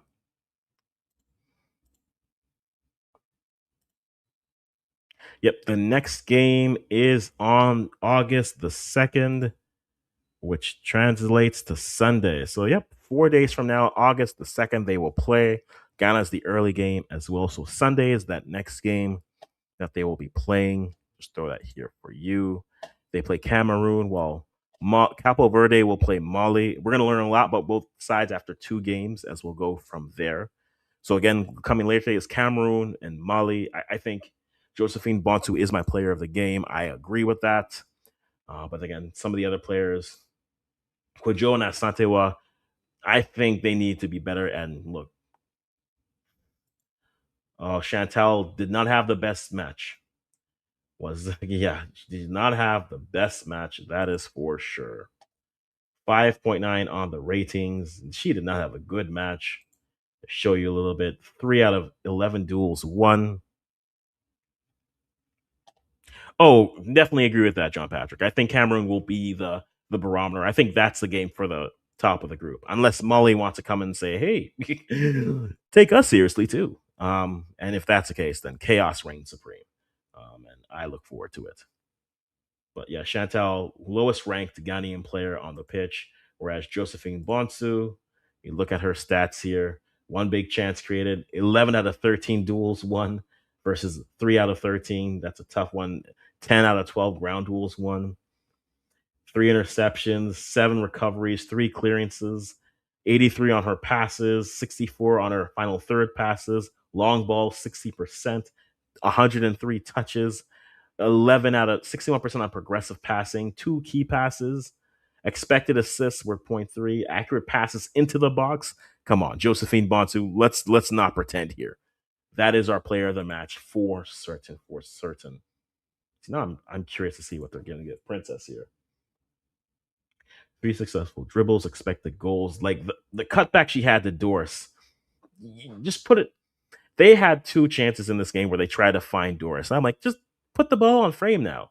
Just score the goal. It doesn't matter that she's there. Score the goal. Just score the goal, please. 7 out of 9 duels won. Recoveries. Yeah, like it wasn't bad. And let me see what Kusi did here. Kusi was one big chance missed. Yep. Remember that. One shot expected was point 0.5. Yep. One big chance missed. Yep. 3 out of 6 on dribbles. Key passes 5. Expected assists there. Okay. Accurate passes are there. They left a lot of meat on this bone, but that's okay. That's where we are. That's where we stand. And agreed. So the next game gets going at 4. The next game gets going at 4. I was about to say 3. And if I am not doing a game, I will for certainly be here about this time. So as I'm ending this video, that's where you'll normally see me unless I'm going to stream a game. We're definitely gonna do all the Ghana games. I'm definitely doing that Malawi Zambia matchup on the final day of the group stage. I am there for it. But guys, thank you again for the opportunity. As you see up there, Ghana wins 2-0. It wasn't the prettiest win, but they got the win. And that's what all that matters sometimes. 2-0 for the Black Queens. Next game is on Sunday. Guys, thank you so much for spending the afternoon with me. Again, if you haven't already, hit that like button on the video to help with visibility. Come back next time, hit subscribe, turn on notifications, or to not come back, subscribe, turn on notifications so you know when I'm here, so you know not to be here, one way or the other. Appreciate everyone being here. And as always, guys, we're just going to end our stream